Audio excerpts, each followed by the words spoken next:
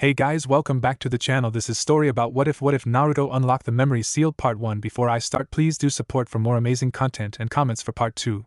Do consider to subscribe my channel and share my video to your friends and check out the description as well. Let's start the video. The village hidden in the leaf was in a state of utter panic and chaos. The village looked as if it was engulfed by hell itself. All hell had broken loose when they had to suddenly defend themselves against a monstrosity the likes of which they could not be prepared for, bared down upon them in the form of the mighty Kyubi no Yoko, the strongest of the 9 great Biju. There it stood with its 9 long tails, gigantic paws and muscle, its sharp teeth glinting under the full moon, and its blood-red eyes lit with a mixture of anger and curiosity. It let out a roar as the forest set alight. It was hell as the beast tore them to shreds with but a flick of its tails. "Damn! We getting massacred out here!" yelled the Jounin as the beast sent out another blast of chakra, taking the form of flames as it engulfs more buildings and trees, luckily devoid of civilians. "Quickly get the wounded out of there. We have to hold out till Yondaime-sama can get here." The Jounin bared at another Chunin. That was the only thing keeping their hopes up. Hope that their leader will pull through and find a way to stop this monster. "Kami-sama! We can't take much more of this. Hurry your ass up, Minato.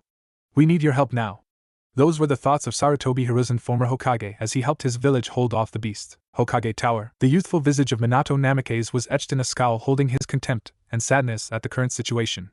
They only received word a few hours ago of the Biju coming to attack them, and what little defenses they could put up was crushed by the beast. Now a tenth of their village lie in ruins, and his shinobi were being killed faster than an Uzumaki ate ramen. Minato knew that there was only one way of stopping the beast, and that was sealing it away. That was what he needed to do, but that was easier said than done. For instance, the only seal powerful enough to seal the beast was deadly. Shiki Fuin, the Reaper Death Seal. If using it, you summon death itself to help create a powerful seal.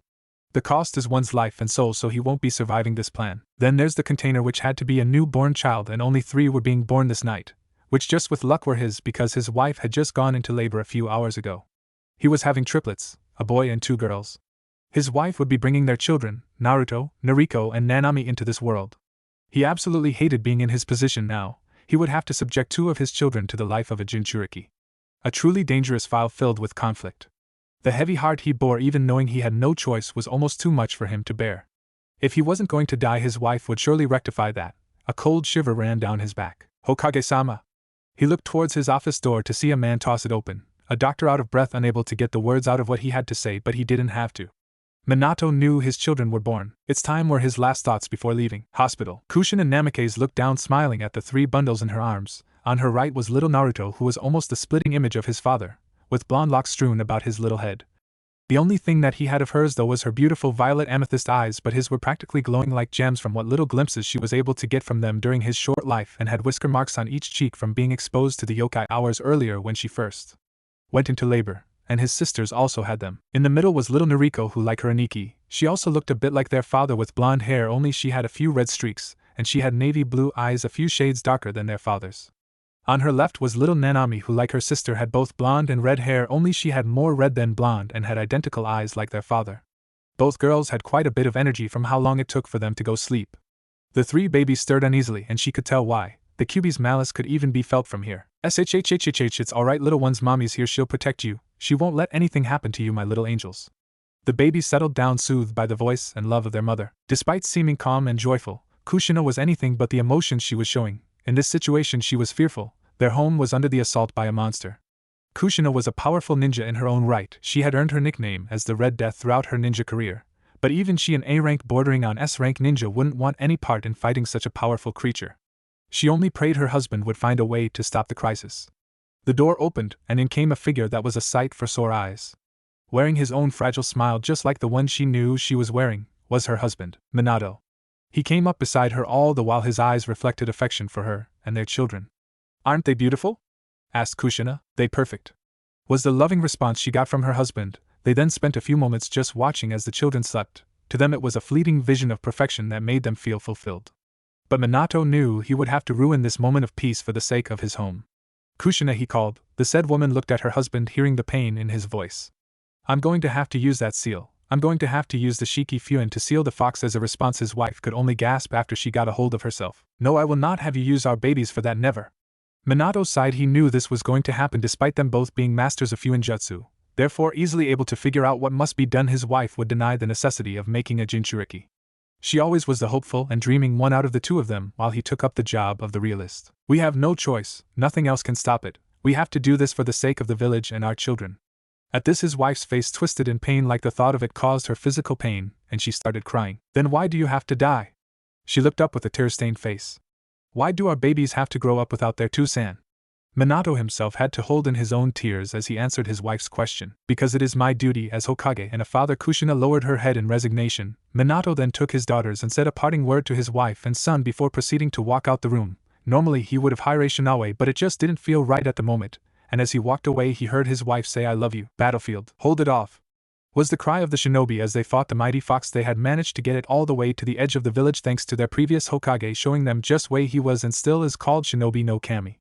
Suddenly there was a pillar of smoke and Gamabuta the chief toad attacked the fox, pushing it back even more. The crowd cheered for their Hokage. Though Sarutobi knew what was happening by the bundles in Minato's arms. He knew he was still needed, and he only hoped his wife and children would forgive him for what he was about to do. He called Kakashi, who was still fresh for battle because he was kept back because of his age. So he made his way to Gamabuta. "Minato, let me do the sealing. You have so much you still have to do," Sarutobi said, trying to make the younger man change his mind. However, Minato shook his head, stating that he was the Hokage and he had to do this himself, and the two men bowed their heads, but a split second later Sarutobi appeared behind him and knocked him out, taking the girls from his arms. "Kakashi, keep him safe while I finish this." "And Kakashi? Tell my wife and kids I'm sorry." The young man could only nod, still shocked about all of this. While Hiruzen summoned Enma the Monkey King, who said his goodbyes to his old friend, Sarutobi soon summoned the Shinigami, the Lord of Death, who quickly understood what he was supposed to do, while the fox suddenly calmed down as if understanding what was going to happen and was allowing it to happen, as if it had a choice in the matter at all. Fuin. With that cry, a great white flash happened, and when it was gone the fox was no longer in sight, and the two girls had two seals, one on each of their stomachs. As they cried being woken up, a great man had fallen and lay still on the ground. Enma gave a pained sigh, letting a single tear fall before going back to his own world to mourn. Meanwhile, Minato Namikaze began to stir as he woke up, being held up by his student just in time to see the Enma disappear. He saw Sarutobi's unmoving form and the absence of the Kyuubi, and he put two and two together and jolted from where he was being supported.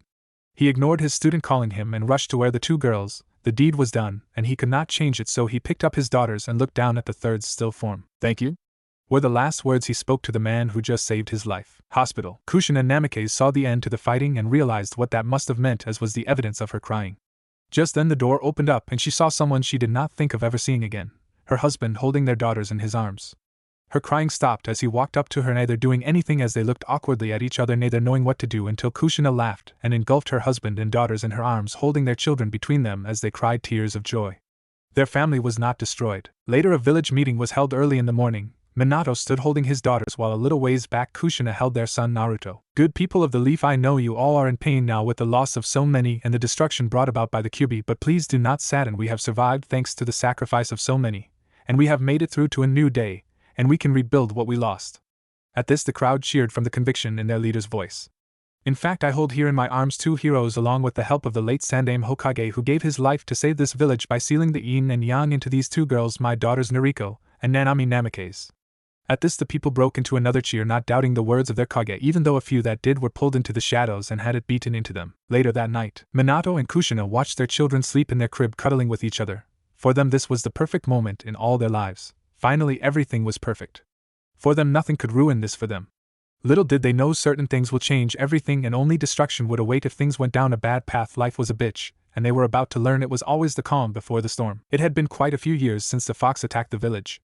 The people of Konoha still mourned the dead, but they already started rebuilding their village, and by now the village was back in top notch, especially with their trade line in Nami no Kuni. Everything was going so well. This went double for the Namikaze family. Namikaze compound. Currently Kushina was watching over the three kids while they each did their own things, while she was sitting with Mikoto Uchiha, her best friend since the academy. Meanwhile Mikoto's sons were also there seated with them watching the three other children. "Kushina-chan, your kids sure are energetic. I almost feel sorry for you, but then again they inherit that from you, although Naruto-kun seems a bit out of place, rather choosing to sit under a tree and read. He's such a quiet child, he reminds me of Itachi-chan being so mature. I bet you proud of him," Mikoto stated in a happy tone. While Itachi sighed, his mother was just so blunt. "Well, Mikoto-chan, he has always been so quiet, and he always had stuffed in books. Honestly, don't know what to do anymore. Even Minato wasn't this quiet when he was younger. For once I wish he could maybe communicate more with his sisters." Kushina sighed in exasperation, which the other woman looked confused at. "Why? Does Minato feel the same way? Doesn't he communicate well with them? I know Itachi-chan was like him a little, but he knew how to communicate with his cousins at least." asked Mikoto, wearing a frown on her face.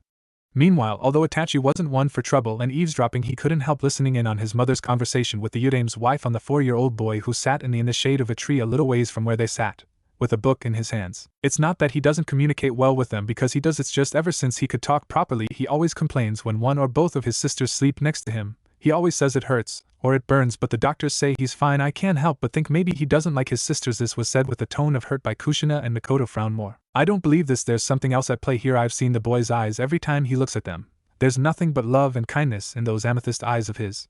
While Mikoto thought upon this, Itachi had similar thoughts. Something's just not right here. Itachi's own thoughts were also analyzing the situation, and he knew what it was. It was on the tip of his tongue, but he just couldn't get it. Meanwhile, young Naruto sat under the tree reading up on advanced chakra manipulation. Chakra can sometimes change forms when trying to shape it. Firstly, you need an understanding of how it works, and what makes chakra up, and how it can be broken down. So Kushina-chan has Minato, and you started with their training? I know Sasuke started his training just a week ago, and he's coming along nicely, Mikoto asked, trying to lighten up the mood, and Kushina nodded. Yes, we have. Minato decided he was going to train them in ninjutsu, chakra control, and taijutsu, while I train them in fuinjutsu, genjutsu, and kenjutsu, and we'll both be training them in weapons, Kushina said, brightening up with a grin. Wow. Well, how far are they with it? I'm sure they all took to fuinjutsu like fish to water. This, however, Mikoto found was not the right thing to say, as this brought Kushina to frown deeply. When it comes to ninjutsu, the girls excels, learning at a quick rate, while Naruto also excels in it. He doesn't get it down as fast as they do. However, when it comes to chakra control, he is leaps and bounds in front of them because their control sucks. Then there's taijutsu. The girls are great because of their physical condition, but Naruto, while he is very good for his age, he just never wins against them. Again, the girls suck at fuinjutsu and genjutsu, which he excels at, and the same with taijutsu could be said about kenjutsu, but I'm proud of my girls. At this, Mikoto once again frowned at Kushina. Can't see her son is a genius and a hard worker? Mikoto thought, shaking her head slowly at her best friend. One day, Kushina-chan, this is going to come back and bite you. Meanwhile, Itachi was shocked and impressed. The 4-year-old was very smart, and he found himself all the more curious about this child. A month later, Naruto walked down the street of Konoha on his way to buy some ice cream from one of the stands to cheer him up, also as a reward for a chakra control exercise that he learned all by himself.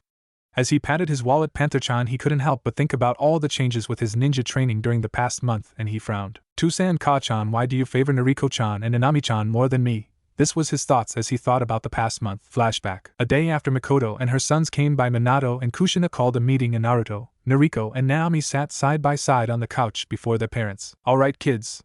Your Ka-san and I have decided to change your training a bit. Firstly, we decided to hold off fuinjutsu, genjutsu, and chakra control for a few more years. Another thing we have decided, since the girls hold the Kyuubi's chakra, they had to be trained first, so Naruto, we won't carry on training you until you all start the academy, Minato said happily, even though he just unknowingly hurt his only son by doing that. But the girls cheered and Kushina smiled, but Naruto frowned deeply. Ka-chan? Tusan? How come the things I'm really good at are put on hold, and why is my training on hold just because the girls hold the Kyuubi's chakra? Why not hold off on the things that they excel in? Naruto asked, wearing the same deep frown, not understanding why his parents would stunt his growth. Naruto Namikaze. Stop being so selfish. We are doing this because your sisters need it more. And they will be targets, Kushina said in a disapproving tone, scolding her son, while Minato frowned at Naruto and the girls grinned. But Ka-san, what about me? Naruto never got to finish as his mother yelled for him to shut up and go to his room and not come down until she told him to, because she wasn't gonna tolerate any back-chatting. So he dutifully got up, ignoring his sister's looks of satisfaction, and went to his room and cried himself to sleep. The following weeks were hell for him, because every time his sisters made sure to get him into trouble, and their parents didn't believe when he said something and his sisters said differently. And the flashback. Naruto was so consumed by his thoughts he never noticed the old lady walking in front of him. Meanwhile, Elder Katsum Kurama of the Kurama clan was taking a stroll around the village to stretch a bit. The elder was currently dressed in what seemed to be a brown traditional kimono with a dark pink obi with white petals decorating it at the sleeves and bottoms. Her gray-brown hair was pinned up in a bun, and her honey-colored eyes shone with happiness. Oof, who the heck do you think you are bumping into? Oh, it's just a brat, the Kurama huffed, and was about to carry on walking. That is until, hey! What's that supposed to mean? Naruto shouted in a burst of rare childishness, momentarily forgetting about apologizing to his elders. That young man was supposed to mean you just a snot-nosed brat. And you have no right to speak to your elders in that manner. Especially a clan elder of the Kurama clan. Elder Katsum barked at the 4-year-old boy, with a twinkle of amusement shining in her eyes. While Naruto just realized he was shouting at an elder, and took a step back before bowing low to the woman. I'm so sorry, Elder-san. It was wrong and unjust to speak in the manner of which I have. And I should not have done so, but I was so unfocused and in my own thoughts. Please let me make it up to you. These were Naruto's words as he bowed, and the elder put on a thoughtful face as the boy looked up at her with his amethyst eyes. All right. Now we are talking. How about I some dango? Then I'll share my wisdom with your young mind.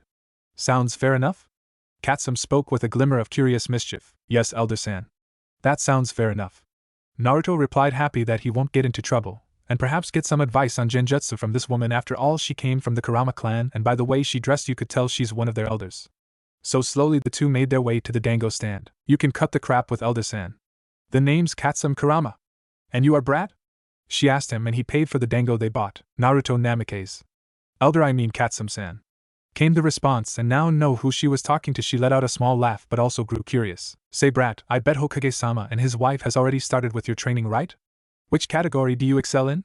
She asked, not caring about clan stuff. She was never one for technicalities. Yes they have, but well I guess I excel in Fuinjutsu, Genjutsu, Chakra Control and Kenjutsu, Naruto said with a slightly sad tone which made Katsum raise a brow, surprise and impression but also confusion. Really? I'm sure your training is going well then, him?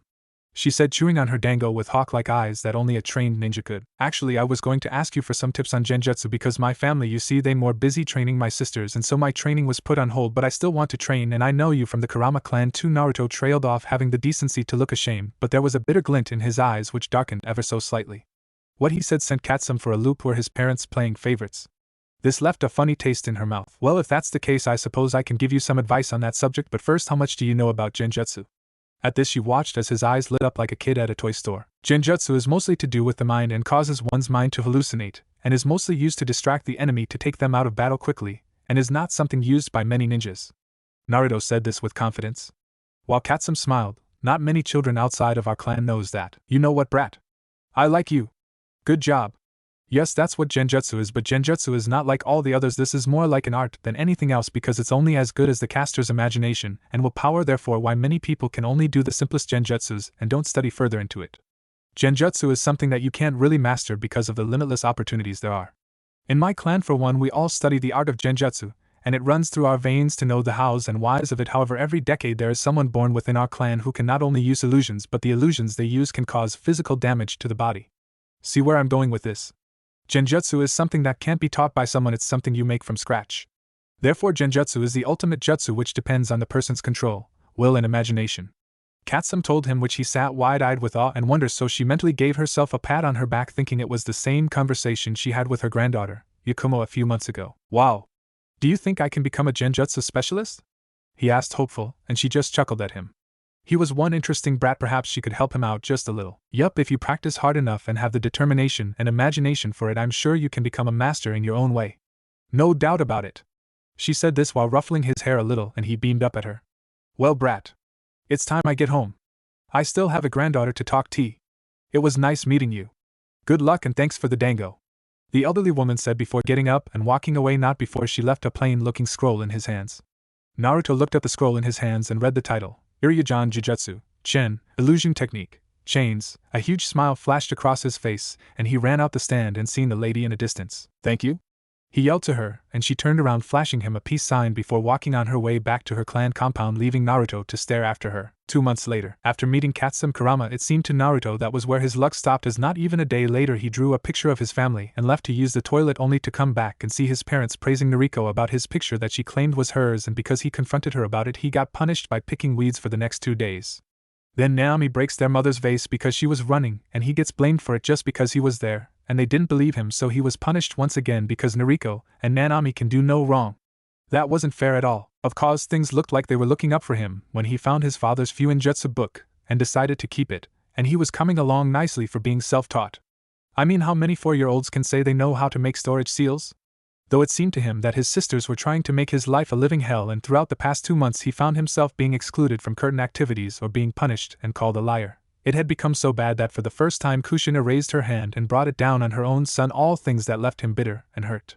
He had slowly come to hate his sisters, especially since the past month was their birthday, and the girls banned the other clan children from being friends with him. Flashback. It was their 5th birthday today, and he felt like nothing could bring down his happy mood today.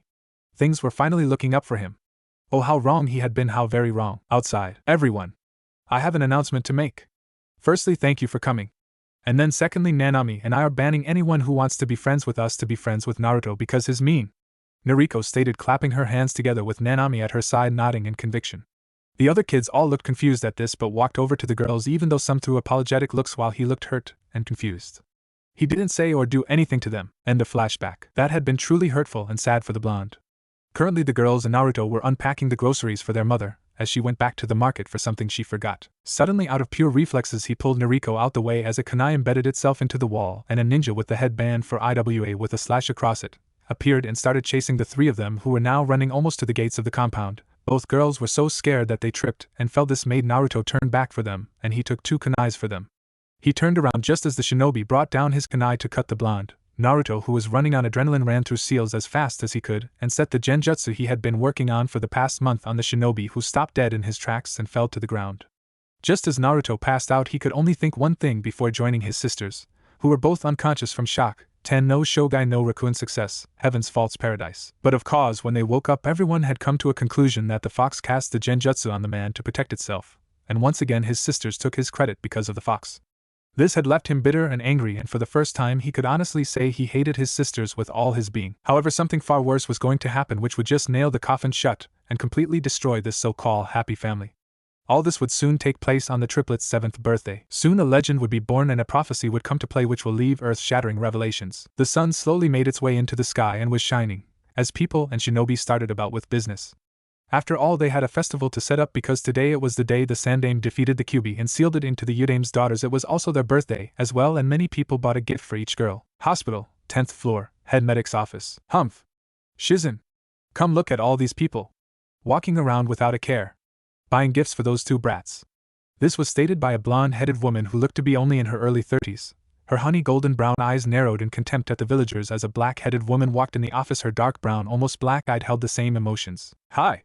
Tsunade-sama. It's as if they forget the Udame has a son too. It's honestly shameful. Those girls think they will be able to outshadow Naruto Toto. They have another thing coming. He is so much better than them. How Hokage-sama and Kushina-san can't see this is beyond me. Jiraiya-sama is even ashamed. He said every time he tries to include Naruto, they either get distracted by the girls or they brush it off and say Naruto's too busy stuffing his heads in books and pranking people. Even when we say he's not like that, they always saying he's my son, I should know. Yet they know nothing about him.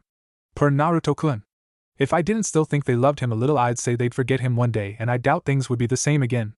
Even while Shizen said this, it was like fate was laughing at her, because soon she and everyone would find out just how true her words were, and how it would soon bring about changes, and big ones too. Tsunade sat with a cup of sake in her hand, twirled it around. If Shizen and her weren't so busy with the research lab today, they would sure go over to get Naruto, who she saw as a son, and celebrate with him. However, this was called in as an emergency that couldn't wait. She looked over at the cupboard on the side. Inside she had put the gifts Shizen and she bought for him. Maybe when they got out this hospital later today, she'll drop them off with an apology. I wish we weren't called into the research department today. We could have celebrated with Naruto. Tsunade sighed when she said this, and Shizen suddenly looked downtrodden before shaking her head. Well, let's get going. The earlier we start, the earlier we get to see Naruto-chan, Shizen said with conviction as she pumped her fist into the air, and you could practically see the stars in her eyes. Tsunade grinned. Hi! Let's go, Shizen. Shocking Shizen out of her mental state, the two left the office with the hope of seeing their surrogate son and brother unknown to them. The next time they saw him, they would shed tears of horror and sadness. Namike's compound. Minato and Kushina lie asleep on their bed. While they were asleep until the door was roughly tossed open. With the slamming noise and the two yells of Ka-san and Tu-san, the parents were rudely awoken. Good morning, my angels. What do we owe the pleasure of this visit? Minato's annoyance was covered up nicely. After all, who likes being rudely awoken? Especially when dreaming of making his family bigger. Tu-san, you promised to take us to all our friends. Then go to the festival. Nanami's whiny voice was heard loud and clear as if speaking in a microphone, and Minato and Kushina inwardly flinched. Ka-san. Can we go now? Please. Nariko, with her apparently adorable puppy dog eyes, quickly took her parents in the palm of her hands. With that, the two girls had them and almost everyone else wrapped around their pinky. Meanwhile, in another room not too far down from their parents' room, on a small bed lay Naruto, who was still asleep, and the reason for this was that he had stayed up the whole night working on a new genjutsu that could make him invisible to the world, and that everyone will forget about him, well, except the people who actually care for him. All the while Nariko and Nanami dragged their parents out the house. When they were done, Naruto slowly came to when the front door closed. Ack. Stupid Naruto. Don't stay up so late, especially when the next day is your birthday. Tsunade-ka-san would have your hide for this. Ack, wait a minute. Naruto, who was ranting and raving, suddenly realized the front door had banged shut, which had awoken him. Naruto ran to the cold window that had frost on it just to see his sisters and parents walking away from the house, all dressed up in nice warm mittens and scarves around their necks. He was shocked. Did they forget about him? Why were they leaving him at home? How could they be so cruel? Without knowing it, he had lost all sense and started running down the stairs on the cold wooden floor before tossing the door open and running out of the house. Meanwhile, Minato and Kushina were already almost out the gates without paying any attention to the surroundings, and only on the girls they finally stepped out the compound gates. That's when Minato and Kushina activated the seals on the compound. Not knowing this would be their biggest mistake ever. With Naruto, he ran and ran with his left arm braced in front of him, getting ready to push open the compound gates that just shut. Unknown to him, or maybe at the moment he forgot that there were seals on the gate. The minute his hand touched the just activating seals, a chakra surge happened, and the gate's seals that thought his arm was an extension of the pathways for the seals pumped an almost ungodly amount of chakra through his arm. In a sudden explosion of blood, the white snow covering the pathway was suddenly a blanket of blood, while Naruto, who was thrown back by the gate, cried put painfully with tears running down his face. He looked in horror at his left arm, which lay limply at his side. The blood oozing out was way too much, and the pain was more than terrible. Naruto slowly gathered himself and ripped off his pants pipe and used it as a makeshift band-aid. He slowly made his way to the house, only to find out he couldn't get in because the same seals on the gate were also on the house, meaning he couldn't get into the house now. He chuckled bitterly. On his 7th birthday they forget about him. And even if he screamed for help, he knew no one would hear him. After all, there were silencing seals on the compound because of the girls who made noise, and especially when they were babies because the girls screamed and cried, waking their neighbors up. Research department. A shiver ran down Tsunade's back. A feeling of dread pooled in the pit of her abdomen. She tried to shake it off, yet it seemed as if it didn't want to leave, and she couldn't help but think something bad just happened. Tsunade-sama? Are you alright? You looked like you dazed out there. Is something bothering you?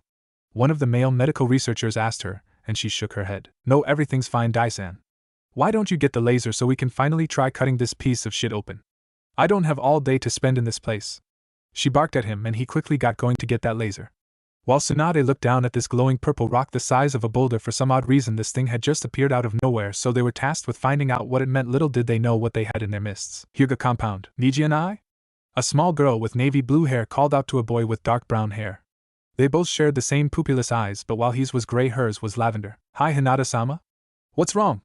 The boy, no more than recently turned 8, asked the girl identified as Hinata, who wore a light purple kimono. I'm having another vision. Naruto-kun's left arm is all bandaged up and he's kneeling on the ground crying, and there's red all around him like it's trying to consume him. Hinata's eyes glowed a silver, white color before going back to lavender, and she stared at the boy who had quickly came to her side. Naruto? Why is his arm bandaged? Why is he crying? Niji asked. He remembered Hinata, and he met Naruto back when Hinata was 4, and he himself was 5. Some boys were bullying Hinata when he had arrived there to stop them, but he was beaten to the punch by a blonde-headed boy who saved Hinata. So from that day on, Hinata and himself had become friends with Naruto quickly. I don't know Niji and I. But he looked so sad. The girl cried out into her cousin's chest. Namikaze's compound. Naruto sat outside as the sun started setting. He let out a bitter laugh. I can't believe it. Even after they forgot about me, I still hope deep down they'll come back, but it's been 10 hours and I feel so cold. I wonder, would my sisters be happy if I died? Naruto couldn't help but think these things. After all, he lost too much blood and it was getting colder by the minute now that the sun set. 6 hours later, an hour before midnight, Naruto let out a cough. He looked like he was wearing a white full-body suit, however this just happened to be a thin layer of frost coating his body, while both arms lay limp at his side. His lips were purple and his skin tone looked like a bluish mixed with peach. His hair no longer the bright sun-kissed yellow, now it was a dull yellow. Gem-like amethyst violet eyes peeked from behind his eyelids. If you looked closely you would see a broken soul.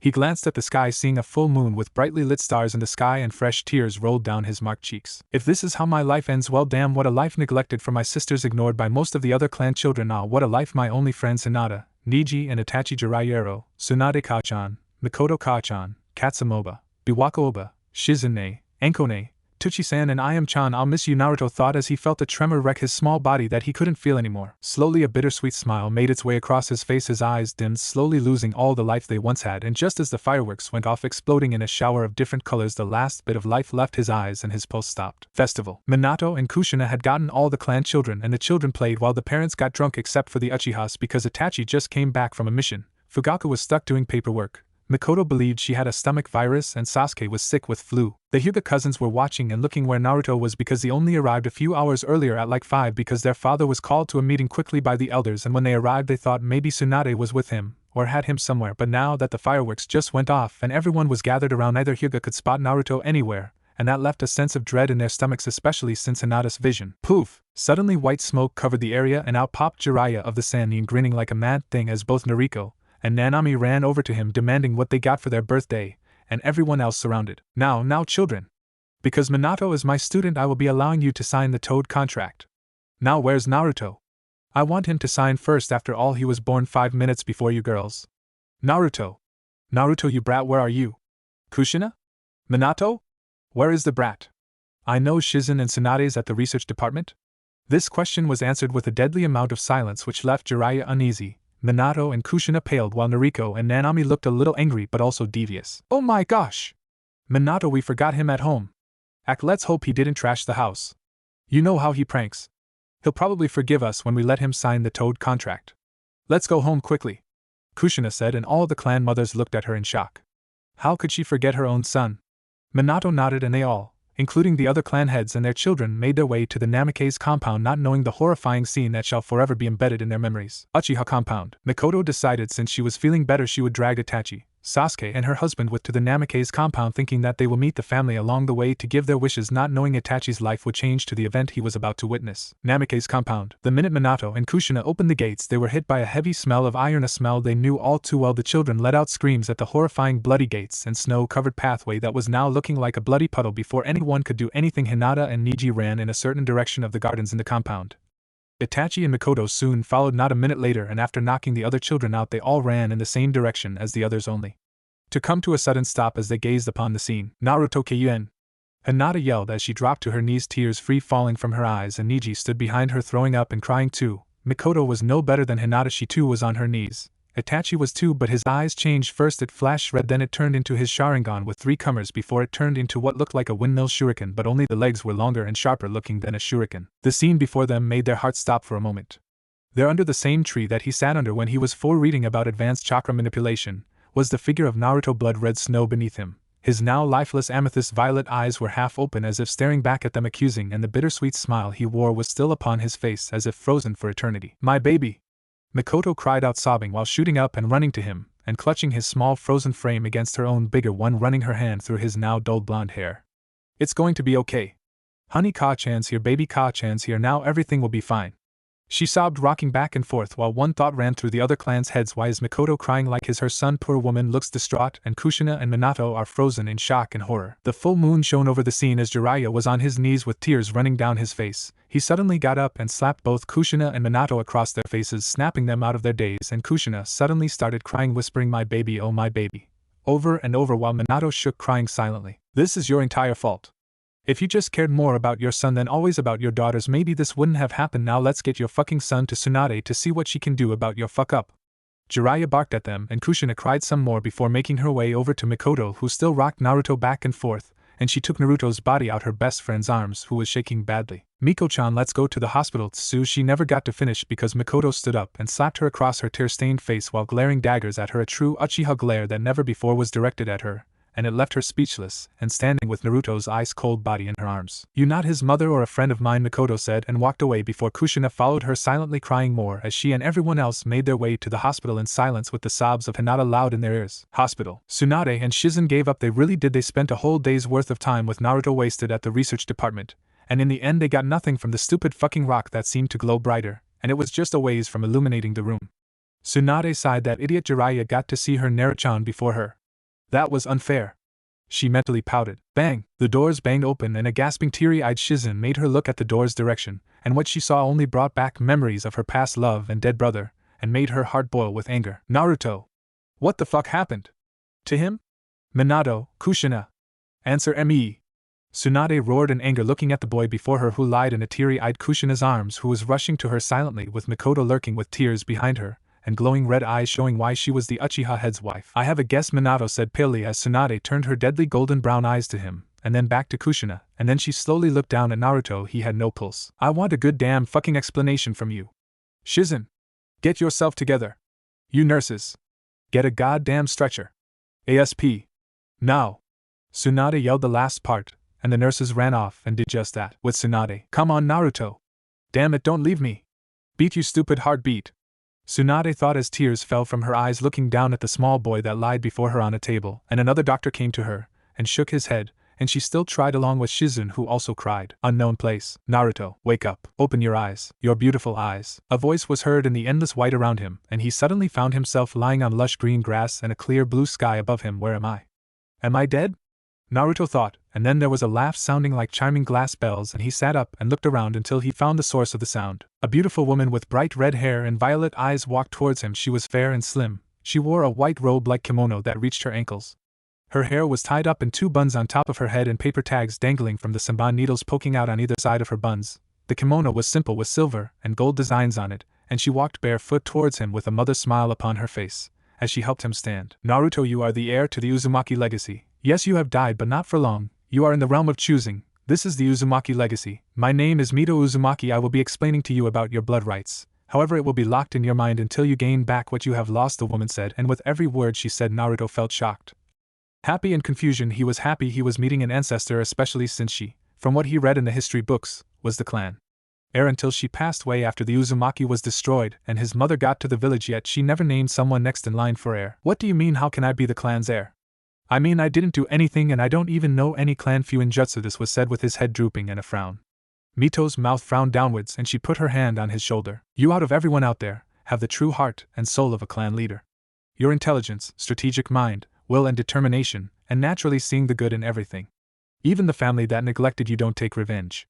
Just show them what they missed out on, but don't forgive them. Tolerate but never forget. You face many challenges ahead of you, Mito told him with a small smile upon her lips. Meanwhile, in the realm of the living, only a few seconds had gone by and Tsunade and Shizen were still trying to revive him, but only managed to regenerate some tissue for his arm, but they could do nothing about the destroyed chakra coils in his left arm. Outside, Kushina and Minato got verbal beatdowns by Mikoto, and it made them feel like shit, while Hinata and Niji refused to leave the hospital until they got word of Naruto, while many of the other clans went home shaking their heads at the couple, and Itachi sat on the other end perking up every time a doctor walked past. Back in the Uzumaki realm of choosing, Naruto sat listening to what was going on, and what was going to happen when he gets sent back. I can't believe this, and no one knew this. Only from one clan head to the next? And when I get back, my memories of this place will be sealed until I choose of my own what my next steps will be. And if I don't choose the right one, my memories and my heir rights will be wiped clean like my mother? Also, there's a glowing purple rock that you sealed a lot of your chakra, including half of your soul in. And it will come to me the minute I take the right path? Then now that you told me everything, I guess you're going to send me back? Naruto asked why was his life so troublesome. In the realm of the living, Shikamaru sneezed. Yes, but before that, remember about the prophecy. You will regain what you have lost, for the future has been foretold, or all will be lost for the greater events that will soon happen, and the heir of Whirlpool who holds a great burden of hatred will need to rise above all that's against him. Now, Naruto, are you ready to go back? Mito asked, and he nodded, remembering the prophecy she told him that he was a part of. After he nodded, Mito leaned forward and placed a kiss on his forehead, and watched him slowly get a blank and confused look before fading away. She sighed and rubbed her wrist where a seal was seen. The seal held the Uzumaki's white crest with gold outlines around it. It appeared when she proved herself to her grand uncle Ashina Uzumaki, the eldest brother to her grandfather. She became heir when she was 16, and it seemed so long ago. Realm of the living. Bump, be bump, be bump. Tsunade heard a heartbeat, and she let fresh tears fall, but in joy. Shizen was in a similar state, while all the doctors cheered. After stabilizing him, Shizen and Tsunade went to the family to give them the news. She saw Jiraiya sitting with his head between his knees, Minato holding a still crying Kushina while he cried himself, Hinata and Niji sitting by Mikoto, who promised the Hyuga she'll take care of them. Mikoto herself was looking exhausted and sick, and you could tell she's been vomiting by the pale shaking hands. Itachi sat a seat away from his mother, and Fugaka held a sleeping Sasuke on his lap, unconsciously holding Sasuke tighter to him because of what had happened to Naruto. He didn't want it to happen with his sons, so he decided he'll lay off them. Tsunade cleared her throat and got their attention, and they all jumped. He is alive, she said with a tired smile. She couldn't help but think there was something else at play here, because he had been dead for at least an hour when he got to the hospital, and then it took an hour to revive him, but she was grateful for little mercies. And we managed to save his arm. However, the good news stops there. The bad news is that he did die, but we revived him in time, and he will not be able to use his arm for months. That's where it gets worse. He will never be able to be a ninja. His chakra coils are destroyed in his arm, and his chakra system was broken, and can't be replaced. At this, everything was silent before the crying started again. What are we going to tell him? Jiraiya asked softly, and no one answered that is until Minato did. As Hokage, everyone is banned from saying anything to him about his chakra coils until Kushina or I tell him. Is that clear? He said, and everyone was shocked, and while most nodded in acceptance, Tsunade, Jiraiya and Mikoto angrily stomped off with words of, if he asks us, we will tell him the truth. With Naruto looked at the ceiling. He couldn't remember anything else but that his family had forgotten him, and that it showed they obviously don't care. Kushina and Minato walked into the room and watched him, and even when they tried talking to him, he didn't say anything except facial expressions until he asked how long it would take to use his arm again, and after he got his answer, he went to sleep. Unknown place. So they finally made their move, huh? Well, we'll see. All the pieces are finally moving now. It's my turn, a dark-eyed man said, chuckling before smirking and moving a piece on the shogi board. Was the future really as black and white? Or was there something's lurking between the light and dark side of the equilibrium? A month had passed since the accident. Kushina and Minato just either didn't think Naruto had a right to know about his chakra system or didn't have the heart to crush the boy. While Naruto never asked about why the people around him looked so sympathetic towards him, he did ask when he'll be able to use his arm again because he thought they looked towards him like that because of not being able to use his arm. While his sisters were way more bitchin' now because he was getting attention from their parents even if he didn't really want it now. Tsunade, Shizen, Katsum, Biwako, Jiraiya, Anko, Itachi, Niji, Hinata and Mikoto came to visit him every now and again and they the only ones he'd smile at, well including Shirshu who had only came back from a long mission. Shirshu and he weren't close before because the guy was always busy especially since he was in ANBU. However they also became somewhat friends since he was given a leave for 2 months. Though many of the people that actually cared for him weren't there most of the time because they were all very busy and that was understandable being the people they are. Despite everything Naruto still trained without his parents' knowledge of cause after the accident he decided he needed to learn some medic ninjutsu in case something like that happened again. He asked Tsunade and Shizen and they agreed immediately since Tsunade had found him walking up the side of the room walls which she thought impossible but soon she and Shizen started teaching him medical ninjutsu. Senju Compound. Tsunade lay upon her bed and thought about the events that happened and how Naruto was still able to use chakra. She remembered telling Naruto she was just going to give him a checkup and she secretly found out that because Naruto had perfect chakra control for a child and even though she believed he will never be able to use chakra in his body at all she found out because of his control he was able to use the chakra in him but just barely but it saddened her to know she couldn't tell him anything until Minato or Kushina told him. That however didn't mean she wouldn't teach him medical jutsus although secretly just between Naruto, Shizen and herself. She was happy he could at least use some chakra from his broken coils. Thinking about it made her frown. Maybe he inherited one good thing from Kushina then and that was the Uzumaki healing abilities but even she knew it would take the vitality of someone like her grandmother, Mito, to heal a chakra system that was broken in 20 places these places being his 2 parts by his stomach, 3 parts in his arm that was damaged badly, 7 along his ribs, another 3 in his left leg, 2 in his other arm, 1 by his shoulder blades and 2 near his heart. This really scared her but even above all odds he worked hard to use even a little of his chakra and that put a smile on her face. With Naruto smiled lightly. A month ago Mikoto found out she was pregnant, and when she told him he was so happy for her. Soon Naruto found himself frowning again. He obviously was only released from the hospital last month and he was slowly accepting his parents back into his heart unknowingly and his sisters were still trying to direct the attention back to themselves and it was working slowly, it was just a matter of time. Naruto shook his head and thought on better matters like he had learned to cast jutsu with one hand. Now wasn't that cool? Now he could perform jutsu while keeping his other hand free. And he learned or better yet completed his genjutsu that he had been trying to get down the day before his parents forgot him. It was called mirror. This allowed him to be somewhere without people or the affected person to see or more like ignore his presence, and they won't pay him much thought almost as if making himself invisible to that person or people. So it soon became that his favorite thing to do was use his sisters as test subjects for this jutsu because he could make himself invisible to them so even if he was there they wouldn't pay any attention to him. That's unless he made physical contact or spoke too loudly but also he made it so that if you didn't notice him you won't think about him much only and maybe like a passing thought. He made this with the intention of not being noticed so he won't get into trouble, and so he could train in peace. He loved this genjutsu, and thought if he mastered it one day it could become a base for another genjutsu that would be better than this one but the original had a fault that if someone who wasn't affected by the genjutsu starts up a conversation about the caster. Another thing is the medical ninjutsu that had taken him a month to get down one jutsu. And although it wasn't grad it was something and the basics are always something to know even if it was E-ranked. Naruto pouted and decided to rather sleep than carry on pondering over the last 2 months. Dream. Naruto suddenly found himself in an empty white abyss and saw a flash of something. Then a deep male voice rang out all around him. Strength is power, descendant but strength of the heart is more powerful. Remember the voice spoke but most parts couldn't be heard and Naruto tried calling out but the voice would speak but then some parts were blocked out so he couldn't hear. Suddenly he found himself falling in a black abyss, and he was screaming. There was suddenly a burning in his chest like flames coming out as if to consume him and swallow him whole. End dream. It was 1 in the morning when Naruto awoke startled and breathing hard. He tried to move feeling an incredible pain throughout his body. That's when he noticed Nariko and Nanami both laying beside him with their heads on his chest. Naruto found it hard to breathe let alone demand they get off him so instead with every fiber in his body screaming at him not to move, he wriggled shaking the girls awake. What the hell are you doing in my room? You too Nanami? This was said by a very irritated Nariko for being woken up at such an ungodly hour. Nanami looked confused around the room before looking at her brother then looking at Nariko telling her this was not their rooms and it was his. Although said harshly the 2 girls quickly left to their own rooms not paying attention to their very pale brother, who had immediately ran to the basin in his bathroom and started vomiting. Red. That's what Naruto saw all in the basin. It was like the tiles were turned red, only that wasn't the case because he knew something was wrong now. Suddenly feeling dizzy, he managed to stumble out the bathroom only to fall face first towards his bed, and then he knew no more. 3 hours later, Naruto woke up, and in his still dizzy state he wandered down the hall, but as he paced his parents' room he heard their voices, and he stopped as he heard his name mentioned. Room. Kushina sat on the bed watching Minato get ready to go to the Hokage office. Lately she felt a lot more moody and her stomach was giving her problems, always cramping. She watched Minato slip on his jounin vest and tie his headband on. Minato. When are we going to tell Naruto? I mean, we've been putting it off all this time, and it keeps his hopes up and being more hopeful, she said, sighing, and Minato came and sat beside her, and slowly stroked her hair, and she leaned in towards him. Kushina will tell him soon, okay? But we can't right now come out and say, hey Naruto, don't take it the wrong way, but using my influence as Hokage, I told everyone not to tell you that you will never reach your dreams because your arm's chakra coils are completely destroyed and your entire network has been broken into almost 20 places, so you will never be able to use chakra or become a ninja ever. Yeah, Kushina, I doubt that would play out well, especially since we messed up big time with most of our friends because of the accident. This was said in a dry tone with a very blank look, and Kushina sighed, wondering why things couldn't be easier. Naruto's mouth was on the floor. He wasn't going to be a ninja again because of them? That wasn't fair. Slowly tears pooled in his eyes, falling to the floor, and he ran out, not caring that he was still a bit dizzy. He ran past everything and everyone.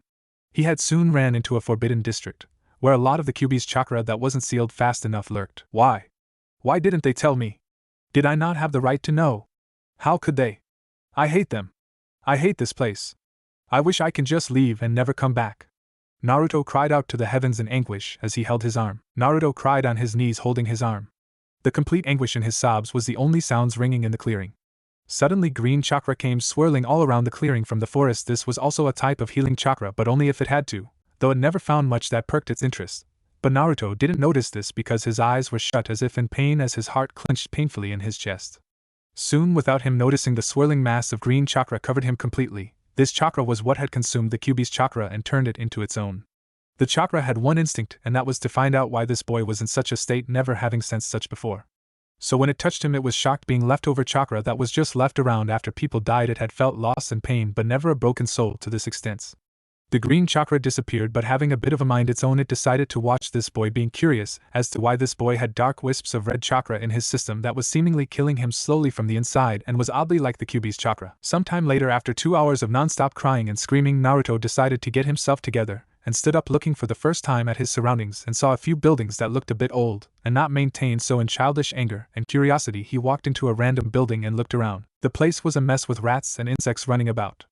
Growing even more curious, he followed a hallway and came to a staircase leading down, so he walked down slowly, only to see a few doors here and there until something caught his eyes.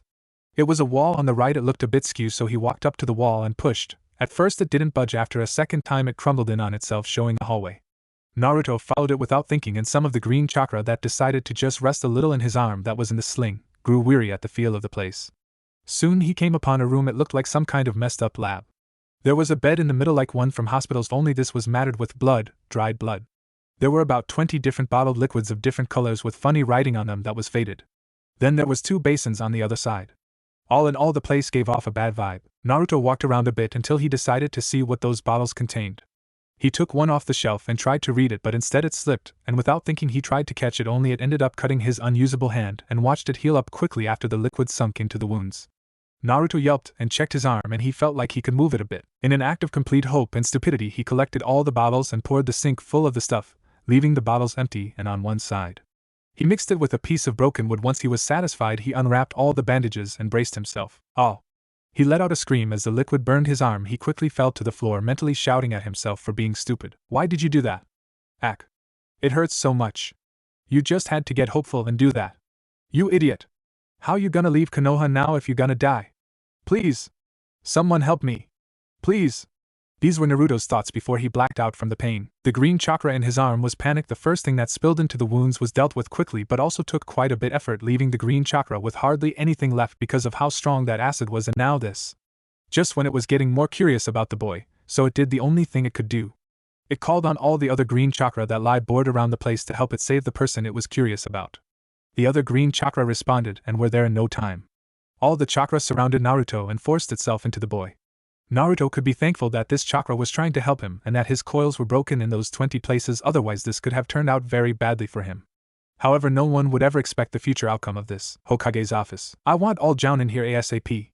There was a sudden chakra surge in the condemned areas that are still going down to be rebuilt, and we need to know exactly what happened and how it happened. Minato was not happy as he yelled out orders to his assistant. Kushina stood off to the side while Jiraiya leaned against the wall with a frown. All these things were frustrating Minato out. How could there be such a strong surge? I know it didn't come from the girls. I was with them the whole day until you called me here. This was said by a very worried Kushina who had indeed been with the girls training them in weapons. Jiraiya grunted and Minato sighed. Naruto groaned. He was suddenly stunned with his memories of what happened and how it happened. He suddenly slapped himself hard. Ow, how could I have been so stupid? Shit, ow, what the hell? Everything hurts. What happened? This was Naruto's thoughts as he shifted from the floor until his eyes widened comically, and he let out a yell. What the heck? Oh my gosh. My other arm works. Kami. I think that stuff in the bottles did this. Act stupid, Naruto. Stupid. You really shouldn't have done that. This is what was shouted out as the boy slapped himself with both hands when he had realized both his hands were working, but also let out a whoop and started cheering until he remembered why he was so angry and sad, and then he frowned and blinked away the oncoming tears. How am I going to explain this? Wait a minute, I said I was gonna leave this hellhole and never come back. So I'll only hide this with the bandages. As he thought this, Naruto quickly performed one-hand seals for a henge in case there were other changes and felt like the blockage of his coils wasn't there anymore. After performing the henge, he looked at himself in a broken mirror and nodded happy to himself. He decided to figure everything out when he left Konoha. Quickly Naruto left, not noticing that the basin was empty and the teams of jounin around the area. As he was on his way back to the compound, he found out he's been out for a day and a half, and he started rushing away until he saw some girls surrounding a pink-headed girl. They were all bullying this girl. Suddenly he felt anger build up in him and stormed their way. Hey! What's going on here? Leave her alone. Go home. After he said this, all the girls scattered at the anger in his voice never heard before, so they were all quick to run away. This left Naruto alone with the pink-headed girl who was crying in the middle of the park. Hey, are you okay? What's your name? I'm Naruto. Why was those girls bothering you? Naruto asked, gently sitting down in front of the girl, and she sniffed and shook her head. You not here to tease me, are you? She asking softly, stuttering and looking at him with emerald green eyes, making him blink and shake his head. I'm Sakura Haruno and they always tease me about my forehead. I don't know why I have a big forehead. It's not my fault. She yelled before sobbing into her knees with her body shaking, and Naruto patted her head with the hand that wasn't damaged before he fixed it. I'm sorry, your forehead isn't that big. They lying to you just because you must be really smart. He told her, smiling softly, and she looked up with hopeful eyes. Here, take this, he said, pulling out a purple string that he used as a bookmark from his pocket and tied it double on her wrist. I'm going home now, bye. Naruto said, waving at her, and she smiled a little smile and wiped her tears away. Bye, Naruto-kun. She yelled, her voice cracking a little from all her crying. Later that night, when Naruto got home, the place was empty and no one was around, so he went to his room and undid the henge and looked in the mirror and noticed some differences. First, his hair now had black streaks along with the blonde. His eyes stayed the same but looked more intensive than before, and his whisker marks were a bit lighter now and looked like they would fade as he grew older. He quickly noticed that there was more of a curve in his face, giving it a bit of a sharper look than before, and he looked just a bit older with his features and hardly like his father or mother now, and he was glad for that. Wow, I wonder if it was because of that medication that I'm like this now. Maybe I should try and see if my jutsus still work properly. Naruto thought, admiring his new looks before making a shadow clone that he learned how to make when he secretly watched Kushina teach it to the girls. So he spent the rest of the day checking if his genjutsus worked still and if the medical ninjutsu also worked, and also the Academy 3 along with a little few ninjutsu. During this time he found himself able to go on for a while without getting chakra exhausted. He managed to figure out casting genjutsu was easier now and didn't need way too much concentration like before, and his little bit of ninjutsu he had, which was only 5 and all low C rank, he learned them from watching Minato train the girls before his injury. The jutsus were all stronger and took less time to do. Once again he was struggling with something he picked up. It was that he had a slight chakra sense, and figured that out when Kushina came home, and he got a jolt of surprise when he felt her chakra in the house. This added to Naruto's building questions, and he decided to rather keep the henge up until he buys some blonde dye so no one notices before he leaves, which he decided would be the weekend because he wanted to get more of a feel to his slightly new appearance and abilities, also to get supplies together and plan an escape. Unknown. Meanwhile, elsewhere, a woman wearing a blue dress banged a wooden desk in frustration. She wore a scowl on her face as she read the scroll again. 100 children killed, 1,000 men and women killed. 12 ice users from the Yuki clan. 20 Hozuki clan members. Others, all smaller clans, dead in different ways. Day 1. Naruto woke up earlier than he has in the past. It was Tuesday. He remembered everything that happened and what has changed his attitude with living in Konoha. He sat up slowly and yawned while rubbing his eyes. Looking in the mirror of his bathroom, his hair was now dyed full blonde again. He had changed nothing else of his new appearance, but none of the changes were truly noticeable unless you looked carefully. After brushing his teeth and taking a bath, he wrapped up the arm that used to be damaged so no one would grow suspicious and got dressed in a black shirt and gray shorts.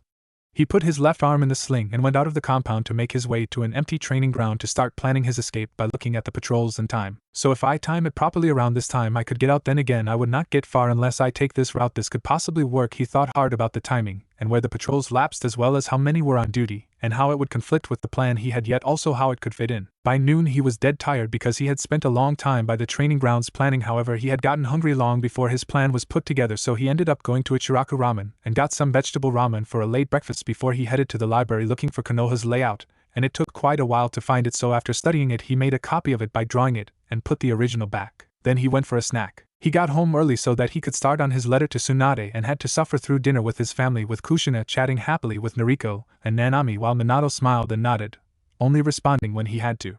There were shadows under the two adults' eyes, yet they pretended to be fine, but Naruto of course ignored all of them for his own restraints. Later that night he once again dreamt about that voice saying the same thing, which made him confused and irritated. Day 2. Waking up and stretching before doing his morning routine for himself. He soon after dressed and bandaged his not so damaged arm up and put it in the sling. Leaving the house and compound was easy to do. He went to the training grounds to train a little before anyone came around, and then also worked on his escape plans by checking out different escape routes, and decided that the front gate was the best option when using the plan he had in mind. By the time he got home he was way too tired to sit around with his family and play the brother and son in the house. So he just took his dinner and ate in his room, ignoring the rest of them. After eating he made 2 storage scrolls and packed up 5 of his shirts and 5 pants and shorts, along with 2 pairs of ninja sandals. He sealed all that in the one scroll and put it in a black backpack that had many pockets. He went to sleep early because it was just 2 days before he left, and he needed to plan out everything properly. Day 3. He performed the same morning ritual that he has for the past 2 days before leaving. This time, however, he went to the market using a henge. He took all his money he had saved up from his parents and Tsunade. He ended up spending 3 hours at the market buying rations, a few bottles of water, a medical kit, a sewing kit, a set of sharp kunai and shurikens, as well as a roll of exploding tags. Going to an alley, he sealed all the new supplies in the other storage scroll he made and undid the henge before getting some breakfast. The money was all what he got in the monthly allowances, which was 100 yen for the month. However, with him collecting and saving since he was 5, going bad to the compound once again, he decided to skip supper and went to his room. He sat at his desk and pulled out the letter he was going to leave for Tsunade and read over it for the 5th time since he wrote it. Tomorrow night, the night when everyone will be occupied with his escape plan going off, that's when he'll leave. He would have enough time from the morning to set up his plan. Naruto sighed softly. Why couldn't they just tell me? They could have at least made amends by telling me and helping me through it, but instead they kept it from me. I can't go back now. I have completely lost all the trust one had in them. I will leave tomorrow and I will never come back. And if I do, I'll prove how much of a better person I am. As he thought this, his emotions swirled. One part of him believed deep down that maybe they still loved him, but the other part argued if they loved him even a little they would have said something or comforted him a little, like they do to Noriko and Nanami.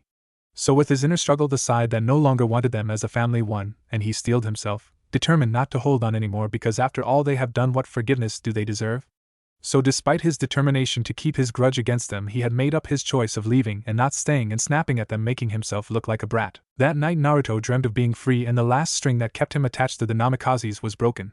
He was going to make a name for himself, and if any Namikazes came in his way again, he'd make sure they would be sorry, because he will never forgive or forget the emotional hurt they put him through. Day 4. Escape. Getting up and doing his morning routine, he took the backpack and left the compound as fast as he could while they were all sleeping. He went to the library and pulled out a roll of paper bombs and put 3 of them on different walls of the library without anyone noticing because of the genjutsu he used, which was mirror. As quickly and quietly as possible he left the library and cancelled the genjutsu he used. His next stop was the market, Namikaze's compound. From the minute Kushina woke, she had a sense of dread in the pit of her stomach, but she ignored it in favor of making breakfast for her family. As she flipped the pancakes, she thought about Naruto. She completely pushed away the thought of having neglected her only son. No. I never neglected him. He was just always so quiet and caused trouble. That's why we sometimes forget about him or ignore him. After all, I never raised him to be disrupted. The only reason he can't play pranks now is because of his arm, so the girls must be mistaking some other child's pranks for Naruto's. Yeah, that must be it. As she thought upon this, the girls ran down the staircase and into the kitchen with big smiles on their faces, making herself smile as well. Naruto, after putting about several exploding tags multiple places in the market where people won't really get hurt, he made his way to the hospital and put some tags around there before going and doing the same to the Hokage Tower with the last few tags without anyone noticing him. Naruto soon made his way to Ikaraka's ramen stand and got himself a few bowls of miso ramen. Tsunade-ka-san will be mad at me for making her worry, but the letter will let her know I'm okay. I'm going to leave, but will I survive? No one's going to be there to save me. I'm going to be on my own, but I'll get lonely. I wonder if I'll make friends. Naruto thought upon this, slightly fearful. After all, he was only just a child, and he could only hope that his intellectual mind would help him. Drinking the miso soup, he thanked the father-daughter duo who watched him with worried. Naruto walked out the stand with the black backpack slung over his back and looked up at the sky as a soft breeze blew by, ruffling his blonde hair. The sun stood dead still in the sky, indicating that it was 12 now. Naruto turned away and made his way into a forest by a nearby training ground, looking for a stream to use a dye remover to wash out the blonde dye. He had planned everything out as best as he could. Now all he had to do was put this plan in motion and make his escape. 10 hours later, a boy in black, who was identified as Naruto with his streaks in his hair, moved around in the shadows as quickly and silently as he could. As he made his way to the front gates of Konoha with a black backpack slung over his back, he stood in the shadow of the wall, making his chakra signal as small as he could. Then he made a hand sign and sent out a small pulse of chakra, and then hinged into a rat at the same time as casting his genjutsu mirror on the guards by the gate. Boom! Was the sound of all the paper bombs going off, which was also Naruto's signal to leave when the gate guards jumped looking for the problem that caused the explosion.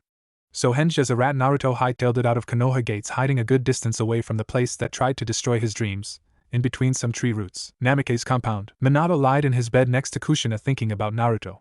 Come to think of it, I haven't seen him the whole day. I wonder if Kushina has. As he thought this, an explosion went off, startling Kushina awake. Minato! What's going on? There was just an explosion. Oh my god! Where are the girls? Kushina asked frantically as she jumped up and quickly got dressed in some pants and a top and grabbed her weapons. Minato quickly did the same, and the two of them rushed to the girls' rooms. Getting to their rooms, they found the girls shaking and awake with confused and fearful looks on their faces. Unknown to them, in their panicked haste, they fell back into their routine of easily forgetting their son. Ka-san? Tu-san? What's going on? What happened? Was that an explosion? Is the village under attack? The two girls shot off questions one after each other. It seems like it, but don't worry, angels. Tu-san and Ka-san will protect you, Kushina told the girls, comforting them as an ANBU showed up and started speaking to Minato. Kushina, let's go, we need it at the office. The village is going on lockdown for the next few days until a proper investigation is done. Let's go, we need to get to the bottom of this. And soon after Minato said this, Kushina nodded and said goodbye to the girls, and they both disappeared in a yellow flash together. Naruto. After waiting a few minutes, he undid the hinge and started running as fast as he could in the direction which was the borders of Fire Country, as it had stated on the map he had with him. He still held his breath, hoping that the village will be put on lockdown for an investigation so he could get out of the country as fast and as safely as he could without being noticed. As he sprinted further away using his chakra to stick on the branches, he could not help but feel a bit of guilt from running away, but he pushed that aside. He needed to think about himself for a change. Hokage Tower. The people occupying the meeting room were in utter chaos and disorder, with clan heads and civilians shouting and fighting among each other, and that is the scene Minato and Kushina flashed into. The chaos only settled down by seeing their Hokage and his wife. Hokage-sama, Kushina-sama. What's going on? Are we being attacked? Have you caught anyone yet? Do you know who did this?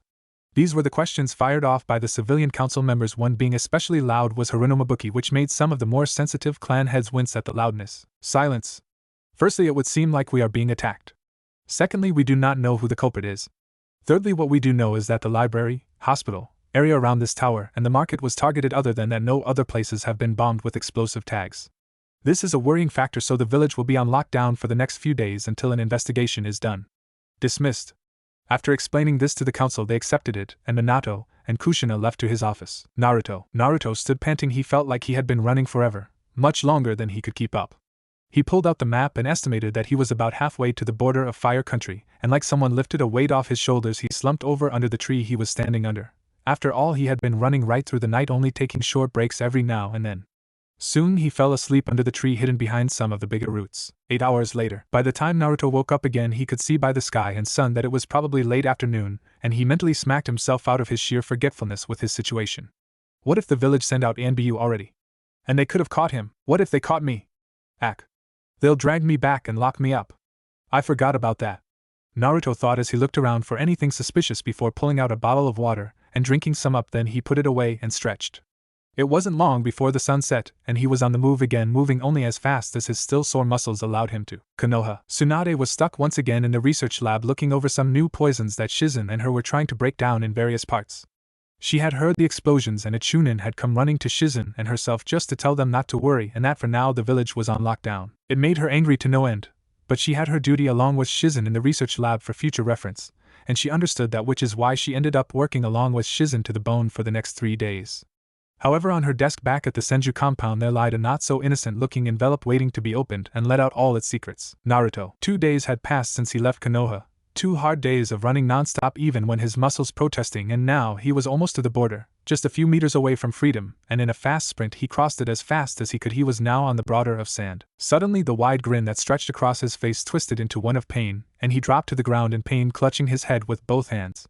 He felt like his head would explode in a shower of gore, and he couldn't stop it. His scream of pain was cut off in his throat when he blacked out. 1 hour later, waking up to a splitting headache was something Naruto had become used to after all reading throughout the night about chakra arts had both its pros and cons. However, Naruto had the worst headache yet. His eyes hurt, ears hurt, and most of all he felt like he had been introduced to a hard book cover meeting his face. But checking out by feeling his face he could tell nothing was broken, so as he sat up, suddenly everything came rushing back to him. Mito, the Purple Rock, him being the chosen heir for the Uzumaki clan, their legacy, the prophecy that he didn't care about, and having his memories sealed and the reasons behind getting them sealed. He let out a shaky breath and looked up to the sky and closed his eyes and reminisced, completely understanding why this had been the right decision. Flashback. I'm going to start with the Uzumaki legacy. It all started back just before the 6 paths of Sage died. You see, the 6 parts of Sage had a dream to keep the world in peace, but he knew he was too old to continue doing that, so he passed his dream on to his sons, Indra and Azura. Indra was a prodigy from the start, however Azura was slow learning and was accused of having no talent. Yet, as they grew older, Azura pushed and worked hard to learn the things he did and believed that love and friendship was the key to peace, while Indra never worked as hard as his younger brother and believed power and control is what was needed for peace. When their father died, he chose Azura for his successor because he too believed in love and friendship. However, Indra was enraged and jealous, so he was easily controlled by Black Zetsu, who also changed the table that spoke of the truth which was passed on to Indra's descendants, the Uchiha. Indra had started a war with Azura in which their descendants carried on, not knowing why they fought in the first place.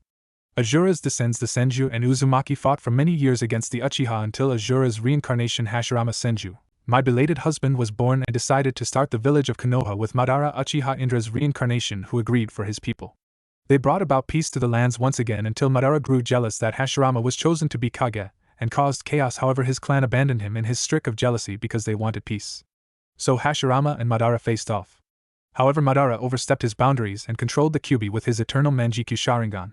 So in an act of desperation I used my special chakra chains to seal the Kyuubi within myself. Hashirama ended up winning and Madara apparently died, and Hashirama died in the war.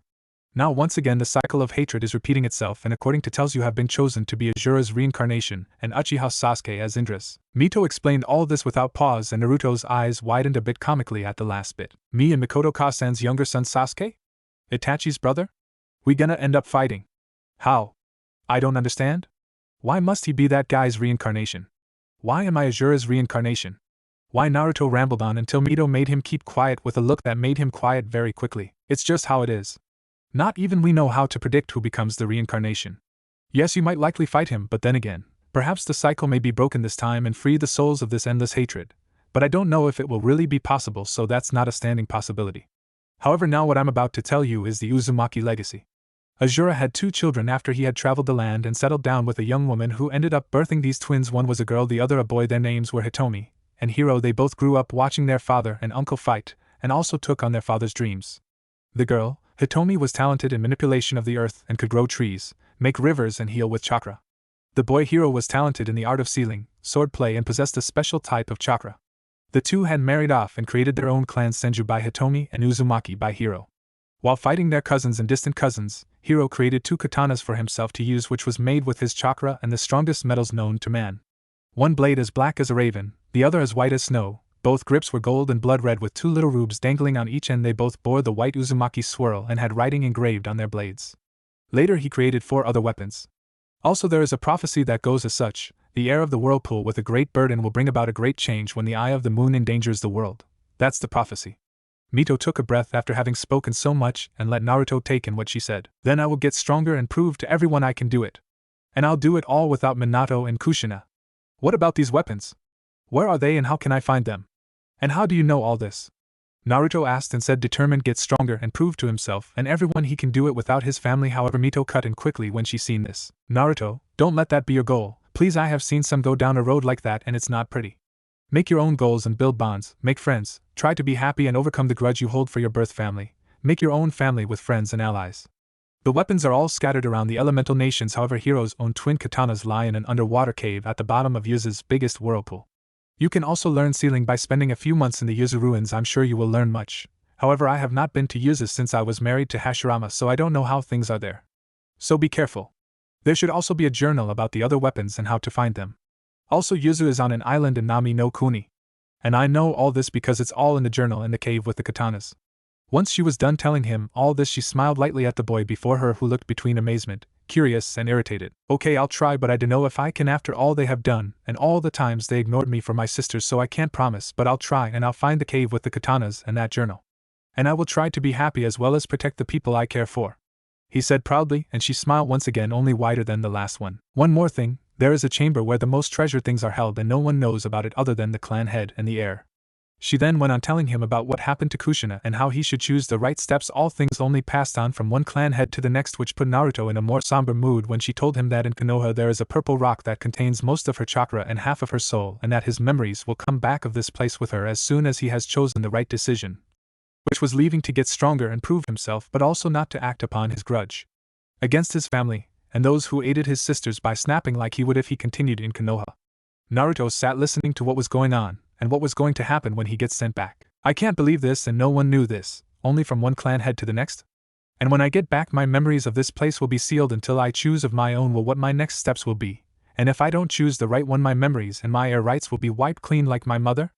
Also, there's a glowing purple rock that you sealed a lot of your chakra, including half of your soul in, and it will all come back to me the minute I make the right decision. Then now that you told me everything, I guess you're going to send me back? Naruto asked why was his life so troublesome. In the realm of the living, Shikamaru sneezed. Yes, but before that, remember what I said about the prophecy, and you will regain what you have lost, and remember you are the heir, so get stronger on your own terms. Now Naruto, are you ready to go back? Mito asked, and he nodded, remembering the prophecy she told him that he was a part of. After he nodded, Mito leaned forward and placed a kiss on his forehead and watched him slowly get a blank and confused look before fading away. Flashback end. The dazed look in Naruto's eyes faded away slowly as he stood up and pulled out the map he made and looked it over briefly for Nami no Kuni, because that was his destination right now. To get to Yuzu and find that twin katanas in the journal, then learn more about Fuinjutsu, the art of sealing, and also find and seal everything of value in Yuzu into a scroll so no one can stumble across the land and just claim that which is not theirs. He put the map away and moved in the direction stated on the map. Konoha. Senju Tsunade was not a woman with time on her hands, because she was always busy with this and with that, and she only just got home, only to find an envelope on her desk signed by Naruto. So naturally, wanting to see why her son figure left a letter instead of coming to see her personally, after all, she did give him an estimate as to when she'll be free again after looking over poisons and finishing her paperwork. So she picked it up, yet as she opened it, a sense of dread filled her to the brim. To Tsunade-ka-san, if you are reading this, it means that 3 days has passed since I left the village, which was the reasons there was explosions. That was because of me, to use as a distraction to get out of Konoha and Fire Country with pursuits. I am sorry to leave behind those who care for me, but after finding out my career and dreams have been crushed by my family, and trying to hide it from me, I just can't stand that anymore. All the lies and hiding things from me. It was honestly the last straw for me. I just want to get away from it all.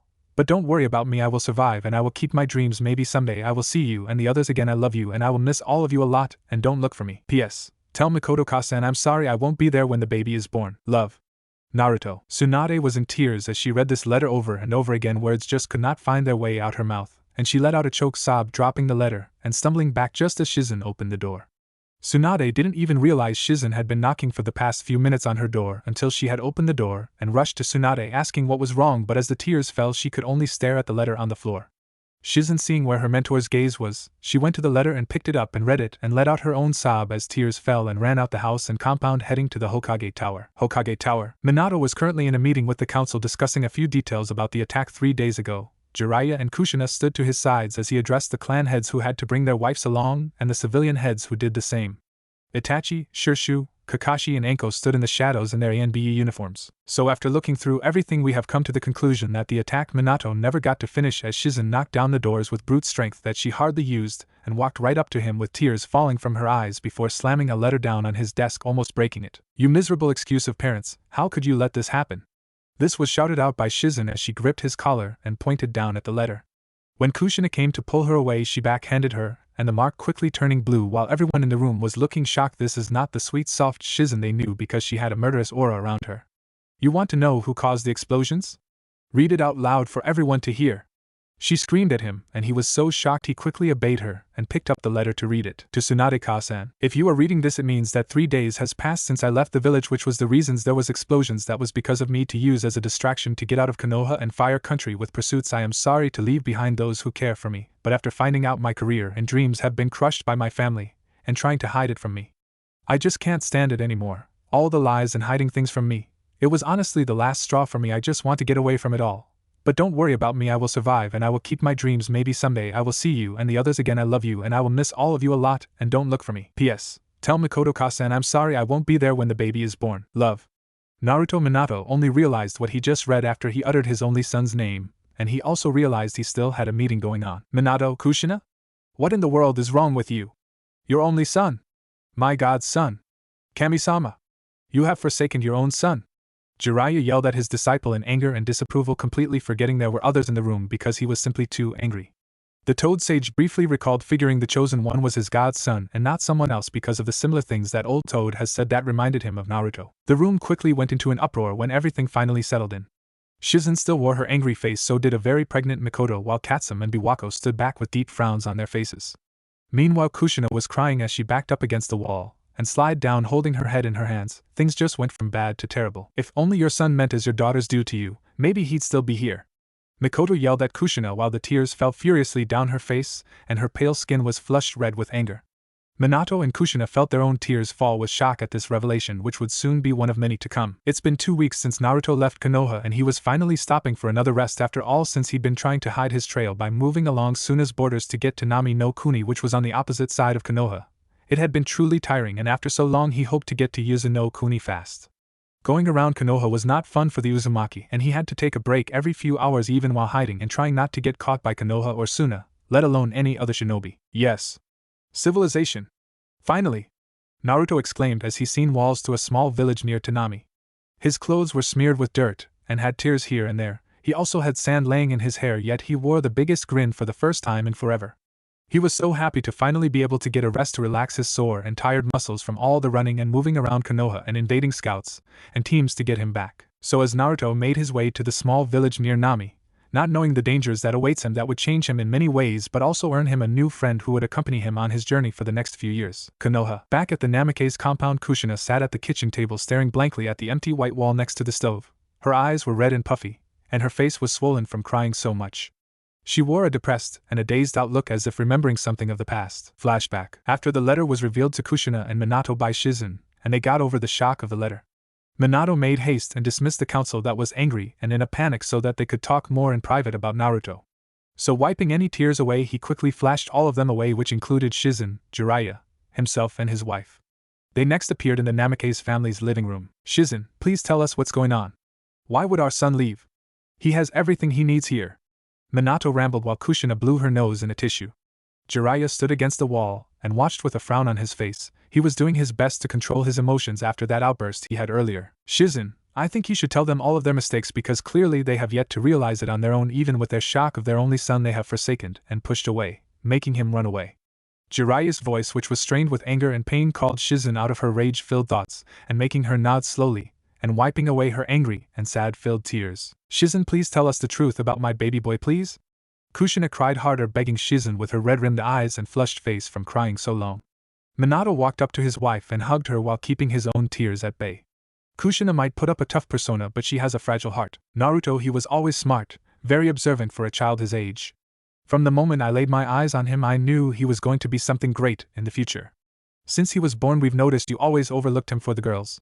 We thought you'd start including him when he got older, but our hopes were dashed when you ignored him more and more, especially after he told you that every time the girls slept next to him, he was getting hurt. Shizen paused as tears filled her eyes once more and her throat choked on the words. She looked at Jiraiya before continuing. Tsunade-sama and I checked him out after overhearing you talk about him complaining. We found some kind of chakra that wasn't his in his system. It was stretching his chakra coils and it was doing something else like poison. We were going to tell you, but then we heard that you didn't want to hear about anything about that anymore. Tsunade-sama tried to make you think, but you brushed it off, so we kept quiet. That's when your daughters and every other child started pranking and blamed it on Naruto. You never heard him out, always believing the girls and others over your son. Finally he made friends with Itachi, Hinata and Niji.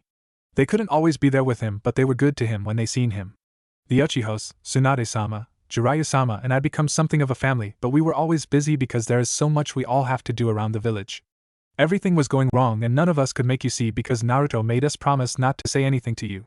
Despite all of these problems of favoring the girls, he managed to study and teach himself how to do jutsu, and he did it with his brilliant mind. But now he's gone all because you couldn't tell him the truth. Shizen was back to a sobbing mess at this point. Kushina was no better as she and Minato finally realized all the problems they caused by favoring Nariko and Nanami over Naruto. That pain he was talking about, do you have anything left over from the observations you gave him? I think I might know what that pain was caused by if it happened every time the girls slept next to him, but I have to see before anything else. The girls might have been using him as a chakra rod for the Kyuubi. If that is true, then the next time the fox gives its host a surge to make them stronger to use its chakra when they older, there might be big problems, especially if this has been happening since they babies. Jiraiya's voice cut through the silence and Minato and Shizen's eyes widened. We drove our own son away, Minato. Oh Kami, please Naruto, come back. Come back. We'll try and fix things. Kushina cried out to the heavens while struggling in her husband's arms, which tightened around her as he too cried. His wife finally collapsed against him, sobbing loudly. Shizen, let's go, we'll come back another time. Let them think for now, let's go check on Tsunadeheim and see how she's doing. This was said as Jiraiya helped her stand and she nodded, and both of them left the compound, leaving broken parents behind. End of flashback. Kushina went to the cabinet and pulled out a bottle of sake and poured some out for herself with trembling hands and sat back down on the chair by the table so she drowned the first glass in a few seconds, that it would make Tsunade proud. She wanted to drown all her problems and mistakes. Later they would talk to Nariko and Nanami about their punishment and hopefully about the chakra situation, but not before she slapped the lights out of them. Naruto reached the entrance of the village, and immediately he felt something was wrong. It was a really small village, and it also looked really poor. Walking slowly into the village, he seen a bunch of guys surrounding a woman. She had short black hair, and she was cry out about something or someone, but he couldn't hear what she was saying. Naruto crept slowly away. As much as he'd love to help, he couldn't because he wasn't strong enough, especially since he'd been running and hiding so long, and he didn't want to make things worse than they already were. As he tried to creep away, he suddenly hit something hard and he turned around only to come face to face with one of the bandits, possibly the leader of the group. Hey boys! Look what we found! Let's see if he has anything on him. The dark brown-headed, bearded leader of the bandits boomed with a laugh, lifting Naruto off the ground by the scruff of his neck. He eyed the black bag on Naruto's back and he grinned with a glint in his eyes. Konoha. A few days ago, Nariko and Nanami sat in the family room. Their parents sat opposite them and stared at them unwavering. Nanami shifted uncomfortably on the couch next to her sister. The whole situation was weird for them. Their parents never stared at them that way ever. It's more of a Naruto situation because he was always the one in these types of situations, not them, so it was unsettling. Nariko, Nanami, we called you today because we have found out something. We have found out that you have wronged your brother many times in the past, and it's sad that we have just found out about this now only. So me and your mother have come to a suitable punishment for you too. Minato said solemnly to his daughters, and their eyes widened while his face betrayed no emotions. Nariko was the first one to blow a gasket. What? We did nothing to that loser. He's the one always complaining and pulling pranks. Not us. Why don't you punish that idiot?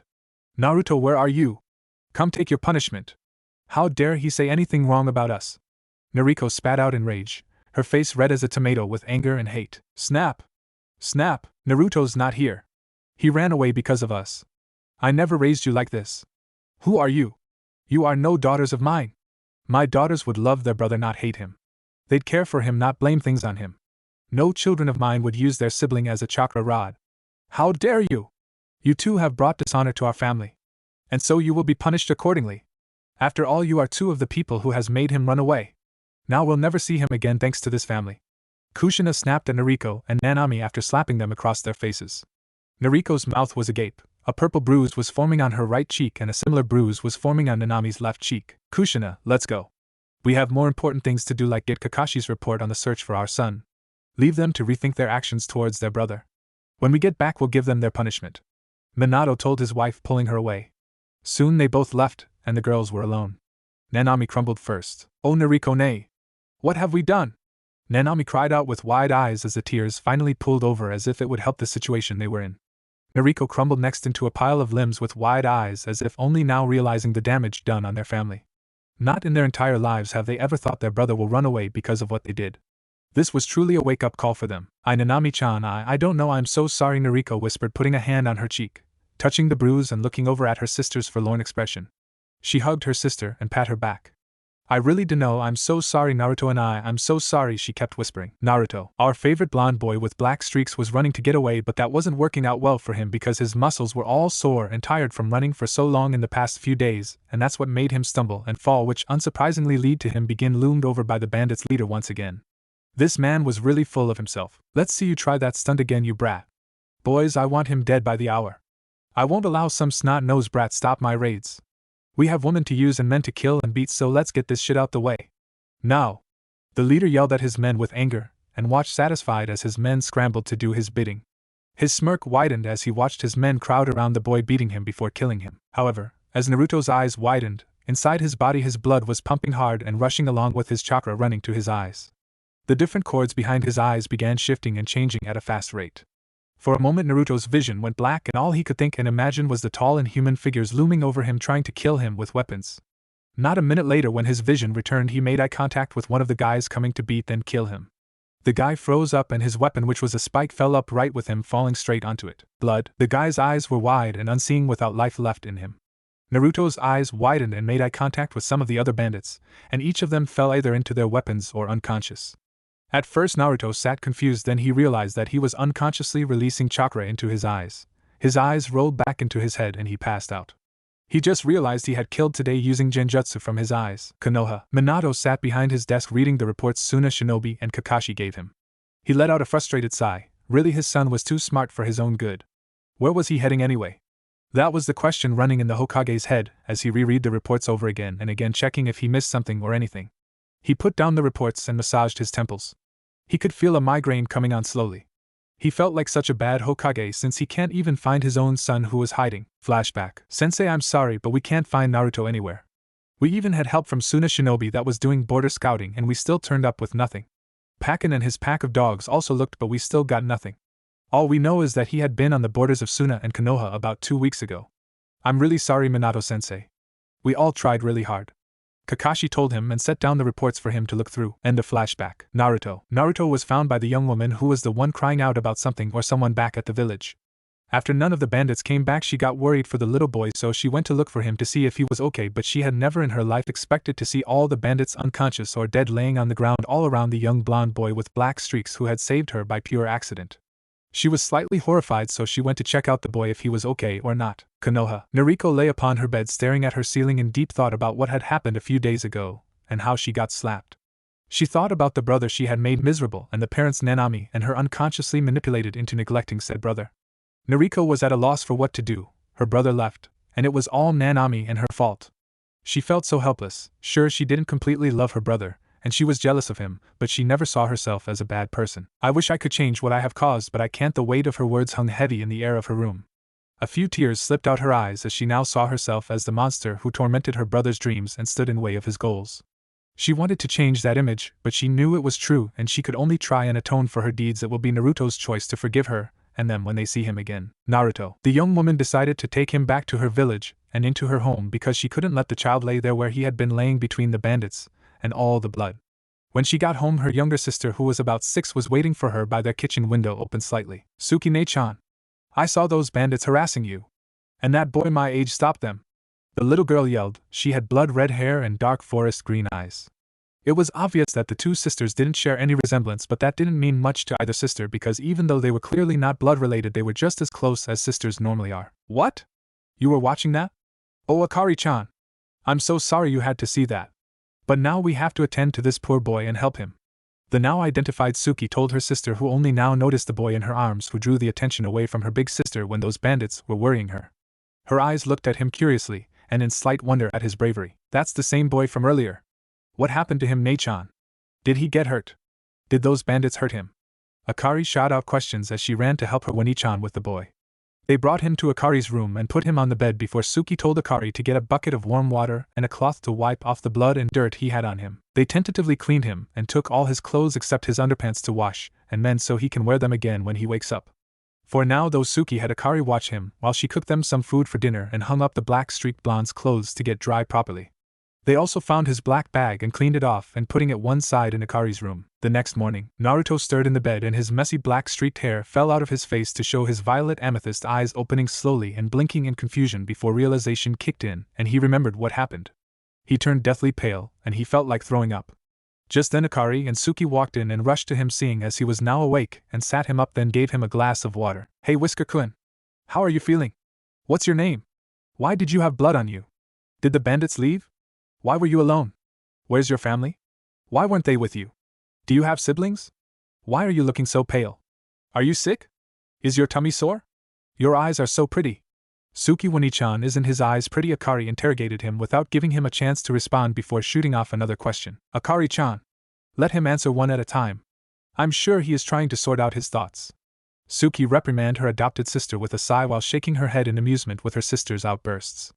Akari had the decency to blush in embarrassment at getting scolded in front of the boy they were nursing yesterday afternoon, who had finally woken up. My name's Naruto, thanks for helping me even though I didn't deserve it, Naruto said softly, letting his hair shade his eyes that were full of tears of remorse, remembering he killed those men with his eyes unknowingly with genjutsu.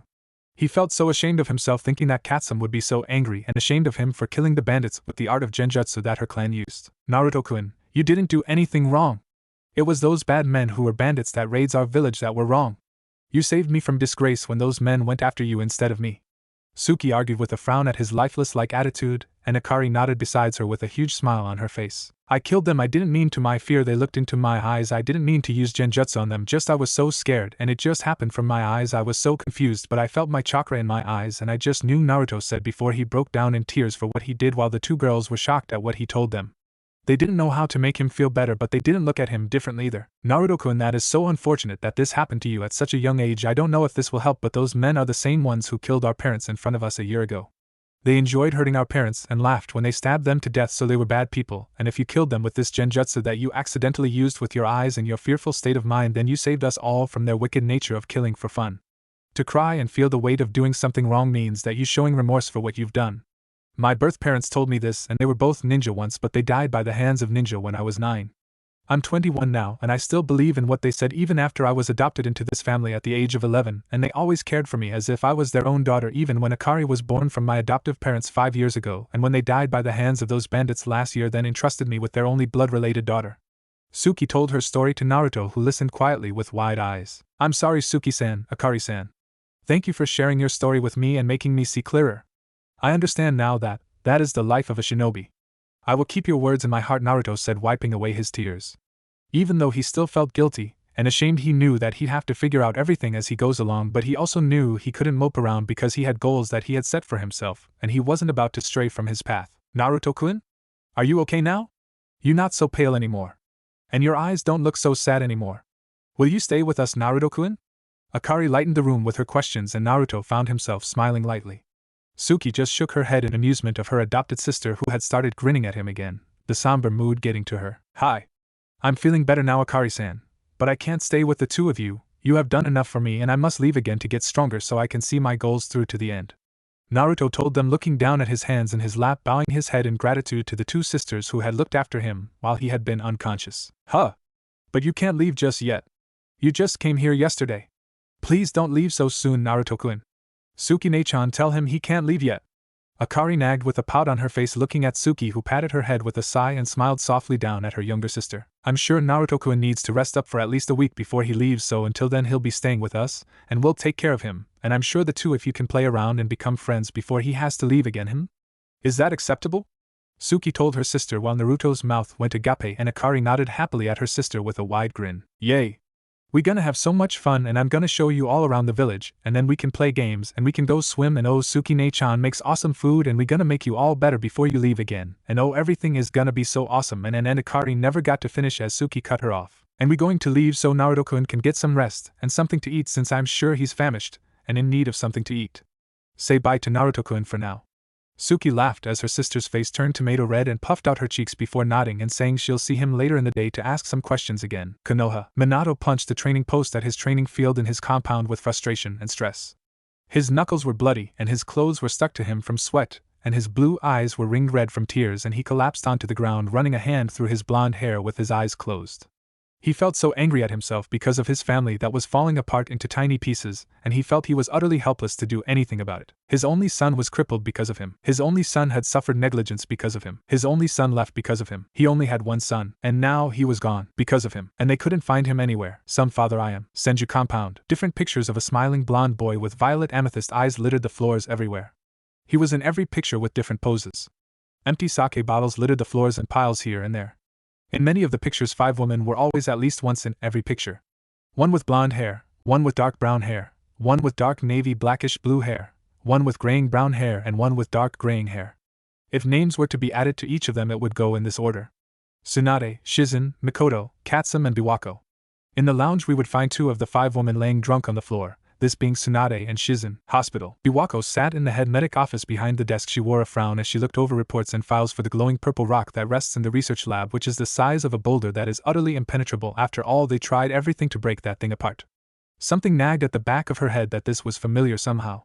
She let out a sigh and put down the papers. She looked out the window onto the Hokage monument, and gazed at her late husband's face sculptured upon the mountain before her eyes slid to the 4th face, and her frown deepened as she thought about the certain little blonde that looked almost identical with his blonde hair to the man she had lost much respect for.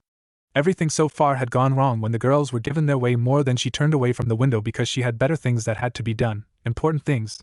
It would be pointless to ponder and point fingers at others. Kurama clan compound. Oba-san? Are you okay? Do you want some tea? Can I do anything for you, Oba-san? A little red-headed girl with bright dark brown eyes asked the elder sitting by the window watching the birds. This little girl was the elder's granddaughter and also a girl who had a lot of raw potential and enhanced genjutsu prowess that could use genjutsu that affect the body or bodies of the person or people her genjutsus are used on. Hi. I'm fine, Yukumo-chan, just thinking on a few things I hope to see in the future if I live until then. Why don't you get me the tea for now then, my child? This old bat is terribly parched, and we wouldn't want me coughing my lungs up on this beautiful redwood floors now, would we? The elder asked her granddaughter, who immediately shook her head and rushed off to the kitchen for the traditional tea set. The old woman's honey-colored eyes wrinkled at the corners as they sparkled with mythical amusement, with a pinch of sadness hidden in her eyes. Katsum Kurama couldn't deny that the future would be a sight to behold if she lived long enough. Uchiha compound. The head of the clan and his wife sat outside in silence. Neither spoke their thoughts, yet both spoke their mind. As confusing as it would seem, it has been like this for the past few days between the couple. This is the scene their son, Itachi, walked into with his heavy heart.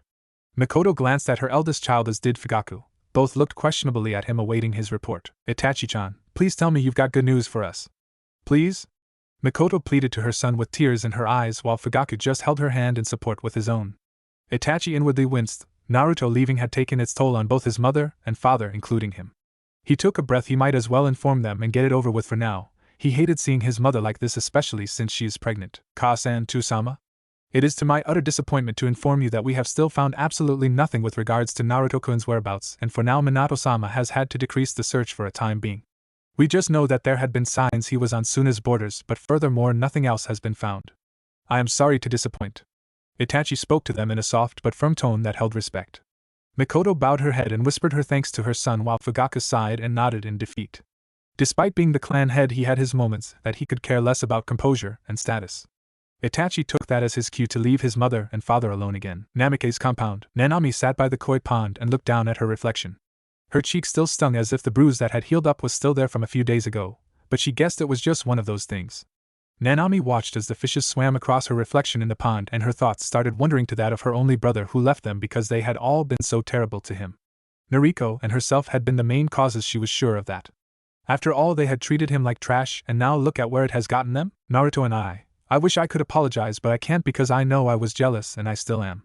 Everyone saw you as a coming protege, but Noriko, and I didn't like that. I am ashamed that we always were so evil to you, but the next time we see each other I will apologize deeply for our family's actions towards you, but I don't expect you to forgive us. I know everyone else will, but I don't, because even though we will try to be better, we will never fully succeed because this is who we are. Nanami's thoughts were deep and very intelligent. But then again, it's expected when your father was a protege. Naruto, our black-streaked blonde, lay awake staring deeply at the ceiling if the house of the 2 girls he befriended accidentally. He thought on everything so far that he had done. From the perfect escape plan succeeding to the words of Suki-san after he killed those bandits, and Akari-san's total lookover of what he'd done even if it was accidental. Both of these girls had given him much to think over for a while, and he needed to start training again. He didn't know what to make of the dark-headed woman with short hair as in gray eyes. Suki-san was emotionally stronger than anyone he'd ever seen, and he could only hope to one day be the same. Yet he wondered how she managed it all, because not only did her biological parents die by an enemy, her adoptive parents died in front of her, and she was helpless to do anything other than trying to protect their biological daughter. Akari-san was another mystery on her own. The girl his age was so bubbly and upbeat even though she witnessed her parents' death. He wondered what made her keep being happy despite the terrible thing of watching your parents die before you at the tender age of 5. She was simply at ease with everything, and you could see she took after her adopted sister. Naruto sighed and closed his eyes as his brain tried to work out how he had managed to use genjutsu through his eyes, but unfortunately for him he could only come up with one answer, and that would be that the chemicals he had used have caused this, and now he could only wonder what other changes the chemicals did to his body. Unknown to the violet-eyed boy, this had all been the doing of the green chakra that had become part of him and his chakra system. Konoha, Hyuga compound. Hinata sat quietly in the garden with Niji. Her mother, who would normally sit with her, was busy because she was pregnant and due to give birth in 5 months' time. Hinata's fingers moved slowly as she made a flower crown. Niji sat to her left side and watched her with clear moon-colored eyes. Hinata let out a long huff of air when her crown broke again for the 4th time. She had been trying to take her mind off of recent things, but she couldn't help it. Hinata-sama? Is everything okay? Are you getting another vision? Or are you thinking on something troubling? Niji asked as politely as he could while looking at her questionably. Hinata looked up at the pale blue sky, not a cloud in sight, and the sun shone brightly as if all was happy and perfect. She turned away from the sky and looked at her cousin. Niji and I can't help it, and I keep thinking about Naruto-kun and the reasons he left us all. I miss seeing him around us. But I can tell without a doubt that we will see him again in the future. Hinata's words rung in the air, carrying away all its secrets. She looked at Niji and smiled. Unknown place. The same man as before sat with a book, and on the title Diary of Uzumaki Kushina he chuckled gleefully, and his dark eyes could be seen glinting wickedly. A door on the side of this dark room opened, sending a light in the room, and you could now make out the color of his eyes. They were a dark purple, almost black. A wicked grin spread across his lips, for the only features shown in the light were his lips and in dark purple eyes. A tall, lean figure walked in the room with file. The figure kneeled on the floor in a deep bow. My lord, I have all the data collected together just like you asked of me. There were no problems on the way either. I hope you are satisfied? The figure, now identified as male by his deep voice, spoke in a respectful tone to the other man that was in the room. A sinister laugh was heard before a sound of liquid hitting the floors and walls was heard, followed by a thumping sound on the floor. Glowing purple eyes peered down at the dead man on the floor. Indeed, I am a few pieces have yet to move on this chessboard. Our favorite mysterious male voice of malice was heard as it rung throughout the hallways, and the candles flickered. Glowing purple eyes flashed in sick, fascinated amusement at the dead body before him and his thoughts about his plans for the future. 3 weeks had passed since Naruto first met Suki and Akari, who later introduced him to the rest of the villagers as the person who got rid of the bandits that were raiding the village. The village itself was nice. They had a few shops and 1 or 2 restaurants. The villagers were very friendly and kind to him, or maybe it was because he saved them from the bandits who raided the town frequently. Despite that, Naruto enjoyed being in the village itself with all its people. The villagers had at first been hesitant because he was so young, but soon accepted it as fact and praised him, calling him their little hero. The village children all wanted to be his friends, and he accepted their friendships with a smile. However, every night for the first week he had sat up thinking upon everything he had done so far, and when he went to sleep he was plagued by nightmares until one night Akari started helping him get over his night terrors. However, nothing was as terrifying as the situation he currently found himself in. Akari-chan, please stop crying. Suki-ne-chan, what do I do? Please help me. I don't know what to do. What should I do? Suki-ne-chan. Naruto was currently being used as a tissue for poor Akari-chan, who was utterly distraught over one fact, and that is he had to leave in a day or so to continue to Yuzu, and she didn't want him to go. So she was currently begging him to stay with her or take her with him, and he just couldn't remove the crying girl from his shirt. Whether it be from manners or from lack of strength, he wasn't quite sure. Mao, Naruto-kun. I'm sure you can figure out what to do. You are a smart boy, aren't you? Use your intelligence anyway. See you two later. I'll be at the market. I have some things to buy, so be good children and behave yourselves while I'm gone. And with that, Suki left him to the horror that was a snotty, sobbing Akari. Naruto stared at the door in horror when Suki left.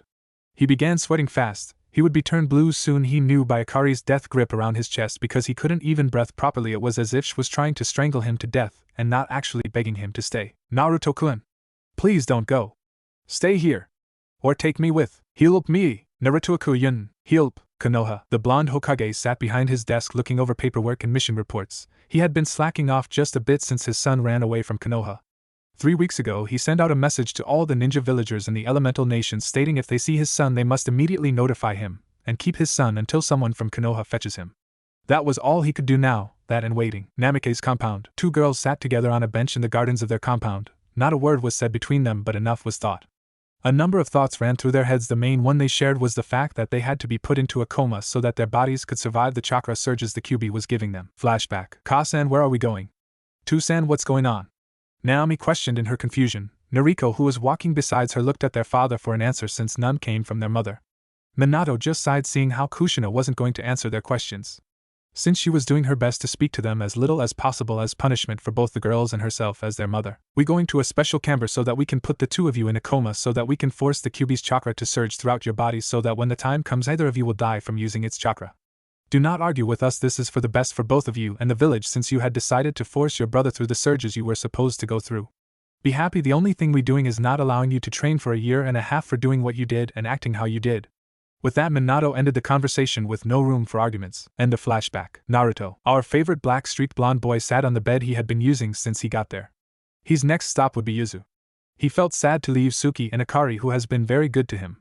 He wished that they would be able to come with him to the Yuzu ruins. However, he knew he couldn't ask them to leave their home here, especially since his future journeys will possibly be dangerous. The room door opened and Suki walked in with a small, sad smile on her face. She placed a bundle of clothes she washed that belonged to him on the bed as she sat next to him. Naruto-kun, Akari doesn't want you to leave us. I won't say stay here with us because I know there is something you wish to fulfill. However, I would like to offer you a companion on your journey. I won't be able to join you, but I believe Akari would be delighted to travel and train with you. She doesn't wish for her Oni-chan to be alone and face dangers by himself.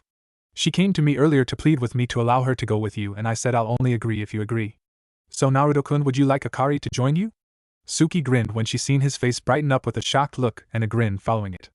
Just then a red tornado burst into the room. Naruto-kun, please can I come with you? Take me with.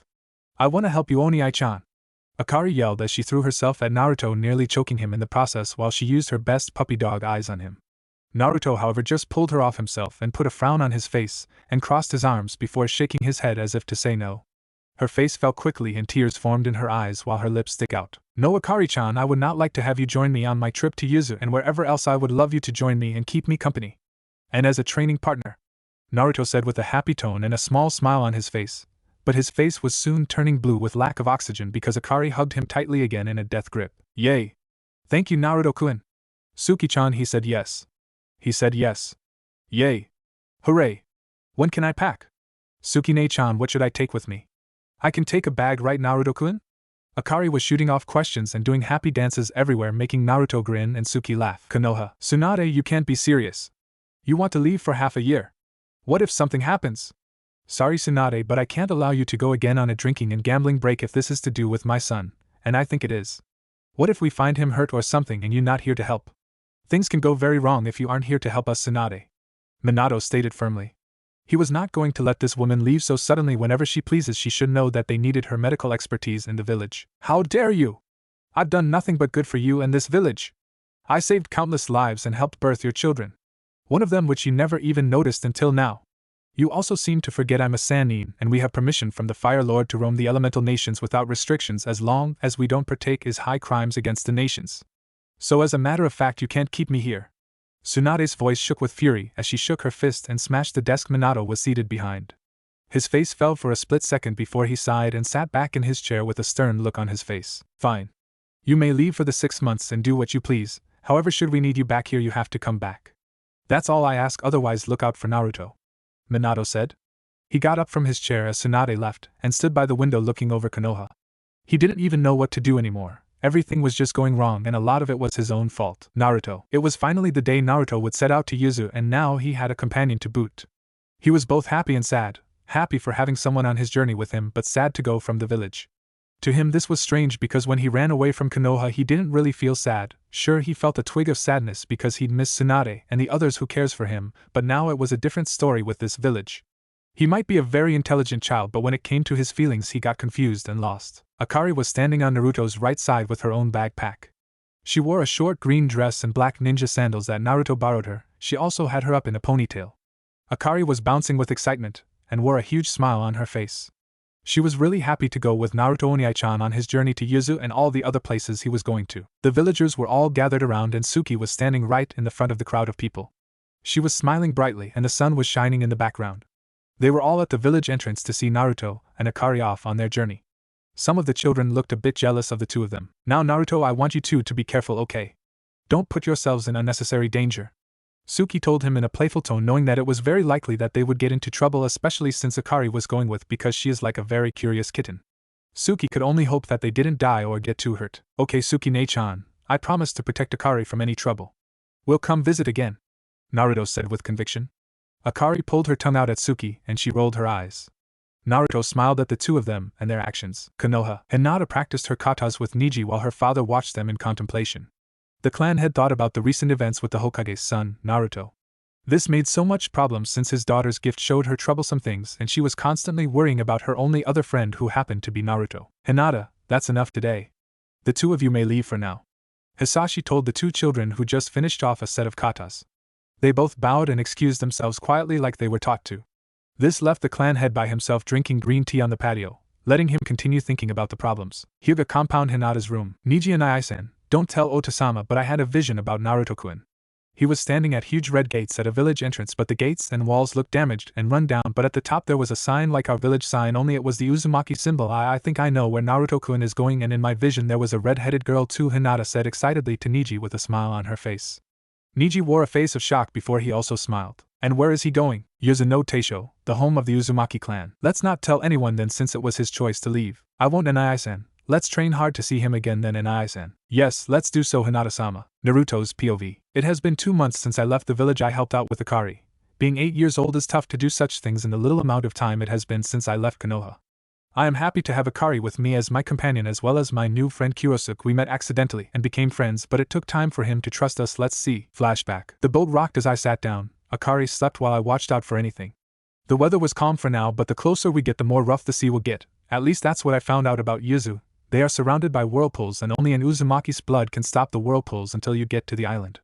Even on the map it shows swirls where the whirlpools are, so I wasn't expecting anything, so it is pretty easy to fall asleep, and so my eyes closed. Huh. I didn't know there's anyone out here. That was a male's voice. I laid very still. I wonder who this is. I hope he doesn't have any bad intentions. Those were my thoughts until I got kicked in the arm and my eyes shot open. I was hardly expecting what I saw. A boy no older than Akari and myself loomed over me. He had pitch black hair and ice blue eyes and his clothes looked slightly worn out. Hey! I'm speaking to you. Who are you? Why are you going in the direction of Yuzu? The strange boy spoke to me and I found myself wondering who he is, and why was he out here by himself. My name's Uzumaki Naruto. I'm going to Yuzu to train and learn about the Uzumaki clan. Who are you? And how did you get onto our boat in the middle of the sea? I spoke my thoughts for the moment, and I watched as his eyes narrowed at me as if looking for some kind of lie in my words. I'm Katsuno Kurosuke. I'm running away from people that is trying to kill me. I ran on the water and came across your boat. Kurosuke told me while he stared me in the eyes. I really don't know what to do in such a situation. Should I help or would it cause more trouble for me in the end? I don't even know if I can trust this guy. So you don't have bad intentions towards us? You just willing to move on? I asked. It's pretty obvious this guy doesn't trust me either, so I won't beat around the bush. I might be 8, but even I know to be cautious of strangers and people. That was the plan. But since you're going to Yuzu, which is really hard to get into even though it's in ruins, I decided to go with you. Besides, you look like a shrimp. And I need a place to hide and get stronger too, said Kurosuke. Huh? Is this person serious? We just met, how could he just decide something like that? What? How can you just decide something like that? We just met. I don't even know you. And I'm not a shrimp, for your information. The words just flew from my mouth. It was as if my tongue had a mind of its own. HN. So what?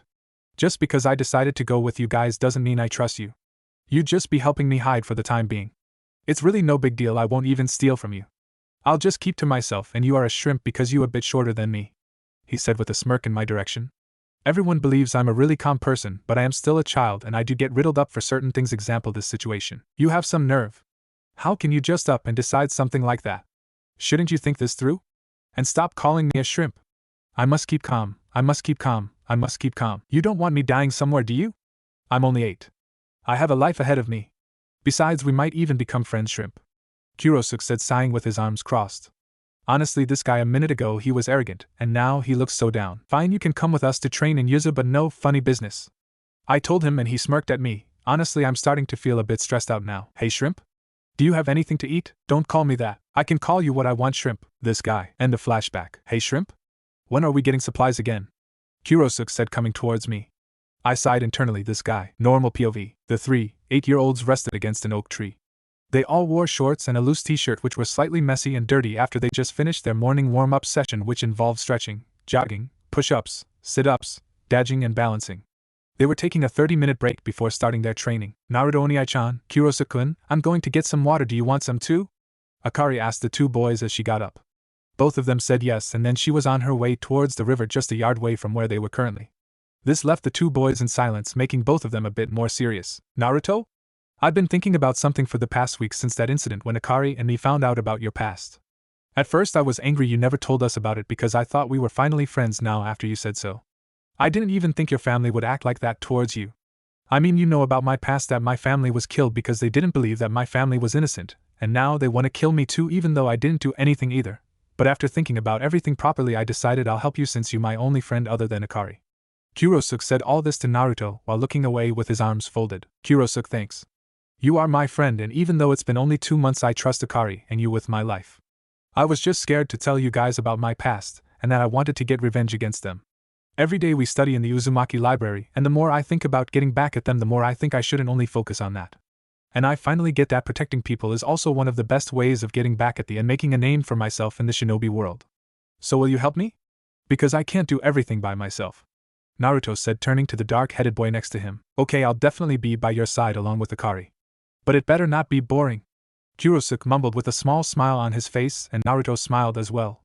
Neither of them noticed Akari was returning, but that was okay for now because everything would be alright. Konoha, a pink-headed girl, sat on a park swing by herself and thought about the blonde boy who came out of nowhere like a knight and rescued her from the bullies who constantly haunted her every day of every week. His blonde hair that had streaks in it had glimmered in the setting sun, while his purple eyes glowed like a gem in the dark. He had stood tall against the bullies. He showed her that she just needed to stand tall and be strong.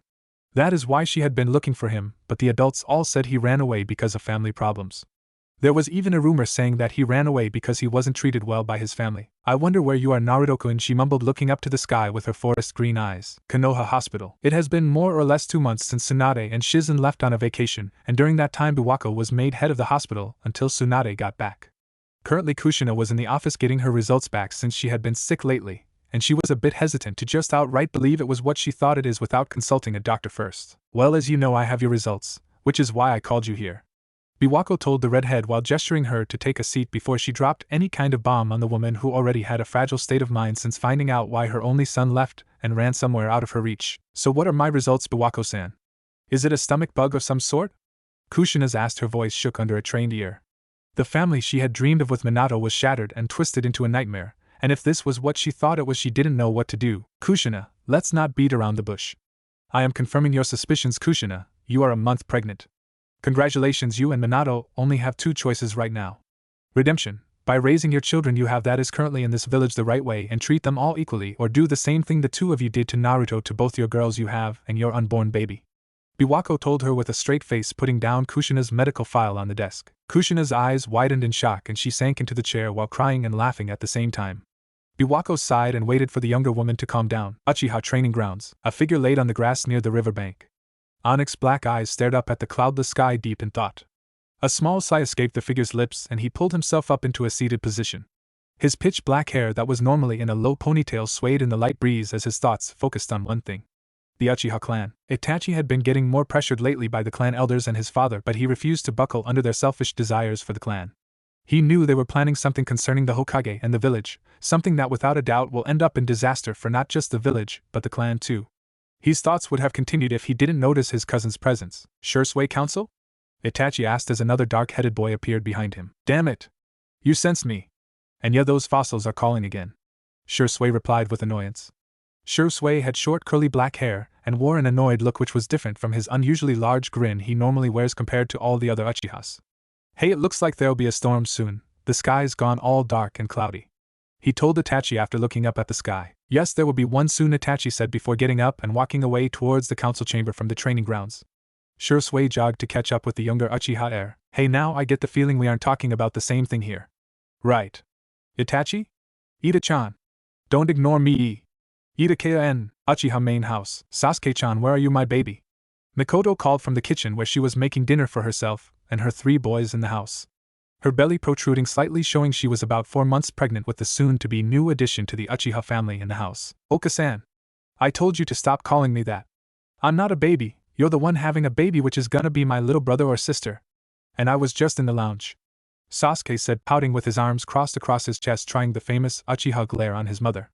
Mikoto just laughed at how cute he is. Then a memory suddenly struck her of Naruto, and her chest suddenly felt heavy again, and she let out a sigh. Yeah, big man, go set the table for me." "Okay, Oka-san." Namike's compound. A red-streaked blonde-headed girl with navy blue eyes sat under the tree her brother always sat when he was still with them. Nariko thought more about her wrongdoings towards her brother. All the things she had done wrong haunted her day in and day out, even though she had made a promise to change herself. Which is why she sometimes sat under this tree that he always used to sit under. She wanted to be stronger so she can also search for Naruto and apologize to him. Thinking about Naruto, she remembered the day Nanami and her met the Kyuubi no Yoko. Flashback. They were just put into the coma so that the Yukai could flow through their bodies without hurting them physically, or making them go berserk and kill everyone.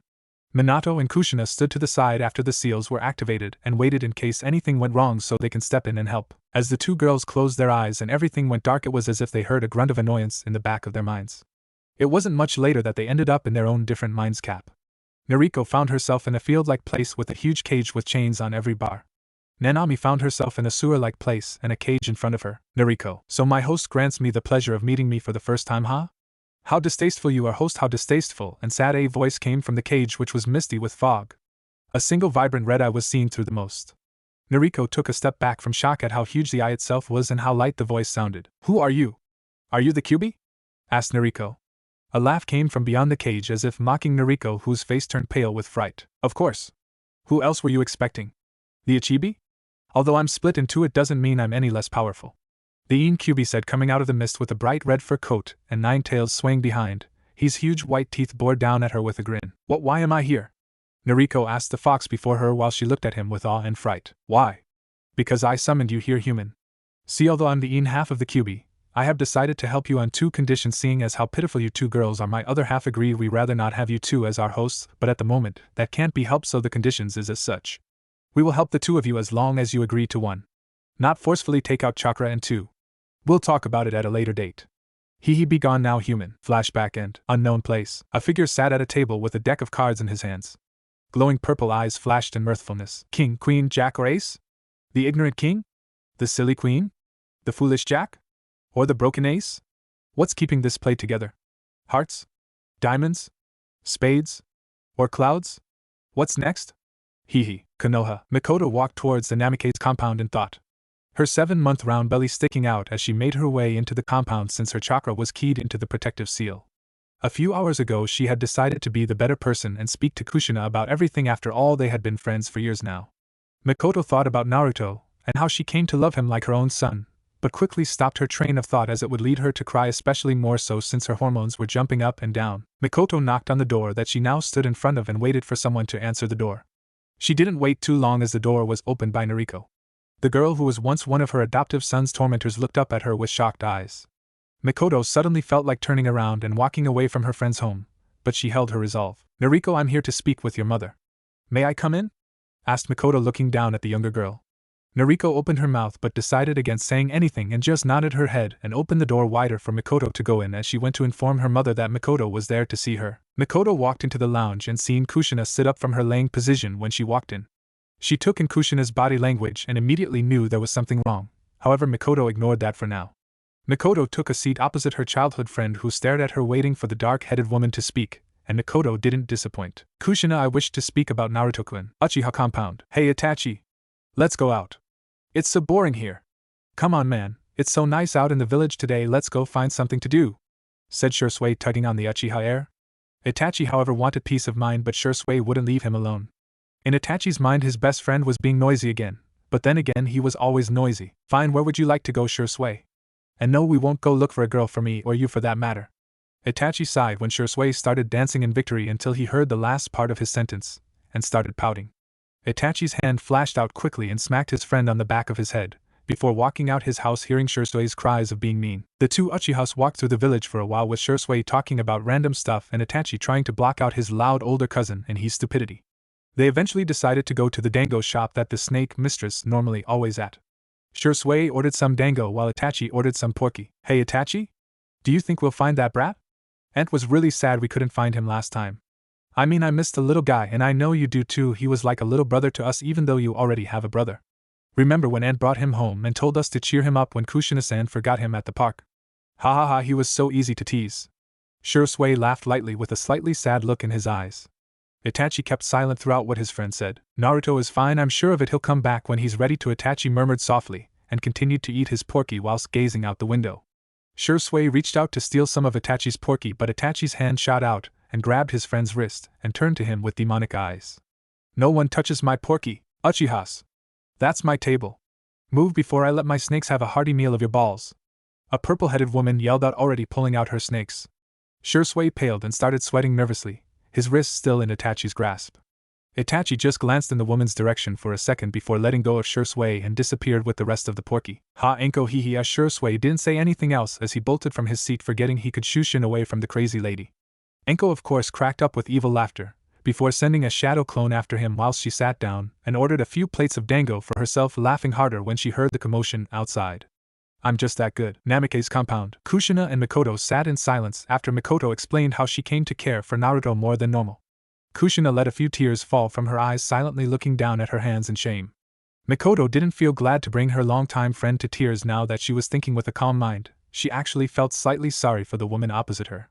The feeling wasn't for the fact that she was in pain over this whole ordeal, it was because the woman was a fool for not seeing everything that was going on. Mikoto, I'm such a bad mother, I don't deserve a son like Naruto. I should have seen what was going on. I shouldn't have treated him the way I did, and now oh Kami Mikoto. What am I going to do now?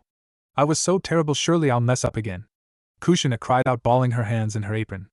Mikoto frowned, not knowing exactly what's going on. Kushina, what are you talking about? What do you mean you're going to mess up again? What's going on? Mikoto asked, confused at the red head across from her.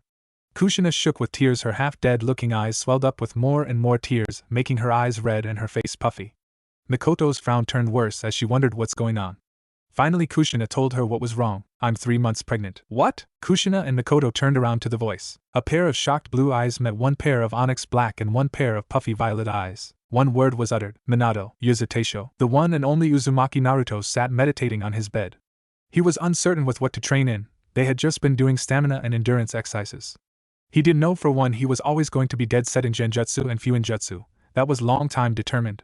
However, he didn't want to rely on just those two, and that's why right now he was at a dead end. Hey! Shrimp!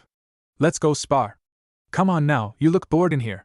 And I also think it will help us actually think of what to train in. Akari and I have guesses on what to train in, but we still unsure. So we think maybe a spar or two will help us settle on something, but really you can't just sit around here and meditate, it is boring. What are you, a grandpa? I mean, it's such a nice day to spar, but you are here instead. So we gonna drag you out of here to spar? Kurosuke demanded, just like any 8-year-old would, and Akari was right behind him nodding her head. Fine. Don't pull me. I'll come spar with you guys. You're so mean. Just telling me what to do. Naruto pouted as he stopped his friends from dragging him out the room. In the back of his mind he thought that just maybe they were right, even if they were being extra childish than they normally were. Yeah, maybe they are right. Oh yeah. Naruto-kun. I found this really pretty place the other day, it's on the other side of the island. I mean, it was really pretty. There was like this cave place thing, and when I went into it there were like this glow further in, and when I went to check it out I found this huge pool thingy that has this huge whirlpool thing in the middle of it, and it was like the water was glowing. It was so nice. And I want to show you guys. But I mean, after we spar, then we can do see it, cause I remembered the way there, but it was very tricky. So let's go spar quickly. Akari rambled on, bouncing up and down in excitement, and the two boys became curious about this so-called pretty place. Naruto's POV. After being dragged to the training area that we normally use, we decided to have an all-out spar where we all went against each other. Akari, Kurosuke and I stood facing each other in a triangle-like shape. We tensed up, and then like an explosion going off we moved. The rules were simple: no pairing up and no holding back. It was always the same rules, even when it was one-on-one. Kurosuke came at me with a punch. We went at it for about a minute before Akari cut in, fighting both of us at the same time while we tried to fight each other. Jumping back, I made hand seals as fast as I could for one of my less harmful genjutsus, the Demon Viewer. I found that in a scroll in the secret library we found last month. The genjutsu shows the person it is used on their worst nightmare. Of course they broke out of it faster than before and attacked me again. Ducking under Akari's kick, I twisted into her guard and punched the air out of her. After training every day we all got a little more mature, especially Akari, and we all grew in strength. One punch didn't keep her down because she bounced right back up after a few minutes, showing that the endurance training and everyday sparring that we did was paying off. Kurosuke moved out of the way as I let loose a kick at him. He quickly let me have a knuckle sandwich, and my face stung with the hit, but I moved out of his range and performed another genjutsu called Paralyze. it stops the movement of the person it is used on. This time, however, I didn't wait for him to break it. I moved in quickly and had him surrender before doing the same to Akari, who I also put under the genjutsu. No fair. Naruto-kun, you know how to use jutsus faster than us. How come you beat us at everything? Even Kurosu-kun isn't as good as you are. Akari whined as she pouted at me, and I felt my face heat up at her words. I wasn't that good at everything like she said I am. I guess I just train more than they do. It's hardly my fault they rather go exploring than training most of the time. Ah. Akari, we know what he is thinking, that maybe if we trained more we would also be just as good as he is. Isn't that right, Shrimp? That's what you're thinking, right? Kurosuk gave me a grin and I shook my head outwardly in denial. Inside I was thinking along the lines of, yes, Kurosuk, that's exactly what I was thinking. How did you know? Anyway, Akari, you said you wanted to show us this place you found? We finished sparring now, so are we still going? I quickly changed the subject because I was avoiding any more of my thoughts being revealed to Akari, especially since most of the time Kurosuk says exactly what I'm thinking. He once told me his family taught him how to read people while he was still a baby. However, I really don't see how a baby can learn something like that. Yeah. Let's go see it now. Come on, guys. It's this way, let's go, Akari sung as she hopped along, pulling us with her to this place she found. Her excitement was contagious because I found myself more curious about this place, and I can't imagine Kurosuk wasn't curious too with the way his eyes gleamed and the grin he wore. He caught my eyes and his grin went wider. I was left wondering whether his face would eventually split. As we walked through the forest on the other side of the island, there was this tingling feeling in my stomach, and the closer we got to this place Akari was leading us to, the more the tingling got. It wasn't a bad tingling feeling, it was warm. Finally we came to a stop at the mouth of a cave-like place, and Akari's face lit up, and she turned to us, spreading her arms out. This is it. Normal POV. Naruto stared at the whirlpool before him. The dark cave was illuminated by the glow the water gave off. The pool, as Akari called it, looked more like a medium-sized lake. The water glowed a bright light blue color that looked like silver was mixed in with the blue. In the middle of the lake there was a large whirlpool that swirled around lazily in a hypnotic way. Well, let's taste this water, since it looks so clear and clean, Kurosuk said with a very childish grin as he dipped his hands in the water. However, just as his hands were submerged in the glowing water, the whirlpool started spinning very fast and furiously. The water current was so strong that Kurosuk got a shock and fell in when the current pulled on his hands. Naruto and Akari, who was standing behind the dark-headed boy, both tried to catch him, but it was too late, and they both were pulled in along with their dark-headed companion. The three screamed and desperately held onto each other any way they could. They were pulled closer and closer towards the middle of the whirlpool and couldn't even use chakra to get out of the water. The lazy swirling of the whirlpool earlier was long forgotten due to the furious waters that were currently sweeping the three of them away. They thought for sure they were going to die. Well, they were about to find out what their fate was because they had reached the center of the whirlpool and were being sucked down. Naruto's POV. I opened my eyes to see I was in some other cave. What's going on? Where are we? Those were my thoughts as I woke my friends up. The last thing I remember is that whirlpool that we went down, and then everything went black, and now here we are. I thought of many different ways we could have ended up here, and the answer I keep getting is almost hard to believe. However, if it wasn't because I read the Uzumaki history, then I wouldn't believe it myself. Naruto-kun? Where are we? Asked Akari. She was looking around the place curiously, while Kurosuk just sat on the ground scratching his head, looking around confused. I decided to think about how I could possibly tell them that I think the whirlpool was some kind of portal to a pocket dimension thing, either just for Uzumakis or prisoners of some kind. Well, I think we in another cave somewhere else that is somehow connected to that other cave with the whirlpool. But I'm not really sure if it's only for Uzumakis because Kurosuk is here, so I think we should watch out just in case while we try to find a way out of this place. I told Akari and Kurosuk this, and they looked like they kind of understood what I was trying to say, but I honestly couldn't be too sure when it comes to those two. We walked around looking if we could find a way out, but that's not what we ended up finding. What we came across was something both confusing and amazing. It was something we only seen in the history books of Yuzu that we came across. Something that we never seen pictures of but did read the details and description of, and in my case heard about from Mito. Kami-sama. Isn't that the weapons that Mito-sama told you about? The same ones in the history of Yuzu? But there's only 3 of them. Where are the others? Yo, Shrimp? Are you even listening? Wait, don't go closer, there might be a trap here. HEY. Naruto, wait man, wait. Kurosuk shouted at me, but I was already there touching the weapons my ancestors left for me. The first one I lifted slightly up from the stone altar. It was heavy, but not as heavy as it looked. The material of the handle warmed under my skin and I could hear a humming sound from the weapon I held. The material was black with a red Uzumaki clan symbol on the handle, and the cover of the katana was the same color as the grip of the blade with the same red whirlpool symbol on it. On the right side of the blade I picked up there was a twin blade for the one I held. They looked identical and both of them had 2 pitch black gems dangling from the head of each grip. Beautiful, that was all that came to mind as I stood at the stone altar. Kurosuk's POV. I walked up towards that idiot and grabbed his shoulder. I glanced at the weapons on the altar, but I resisted the urge to also touch them. They were really nice, and the one pair of swords in the navy blue covers with white designs really called out to me, but I was worried whether this was a trap or not. I mean, I have been caught in a few traps before because of those people that was after my family before. I don't want anything to happen to these two that I have just come to think of as my new family. Naruto, you baka. Didn't I say that might be a trap? Why didn't you listen? I know that this might be what you were looking for along with that purple stone thing, but still. This could be a trap set up for anyone who comes through that whirlpool thing that sucked us up in here. I yelled at the idiot in front of me, and he looked kind of shocked and dropped the sword he was holding back onto the altar. Akari, who stood behind us a bit further away from the altar, looked between us with worry. Akiro-suke, sorry. I was just so drawn to these swords, I didn't mean to ignore your warning. I mean, what are the chances we were looking for the Uzumaki heritage, and then Akari stumbles across the cave with the whirlpool, and then you fell in, and we all got pulled here, Naruto said, looking slightly bashful. I shook my head at his idiocy sometimes. I opened my mouth to say something, but there was suddenly a pressure pressing down on all three of us. Who dares to enter this cave under my protection? There are two Uzumakis here. Are you traitors? Who is this other person here? Why are you here? Answer me now. A thunderous female voice echoed all around us, and this beautiful woman with red hair appeared before us wearing long white robes with the symbol of fire on it. And Mito. It's me, Naruto Uzumaki, and my friends Akari Uzumaki and Kurosuke Katsuno. I came to Yuzu on the orders from you, Andi Mito. Part of your soul appeared in Konoha and saved me from death and made me your heir. You also said if I chose for myself, when my memories of you were sealed, to go to Yuzu, then I'll get my memories of you back, and then I will have to find the Uzumaki legacy.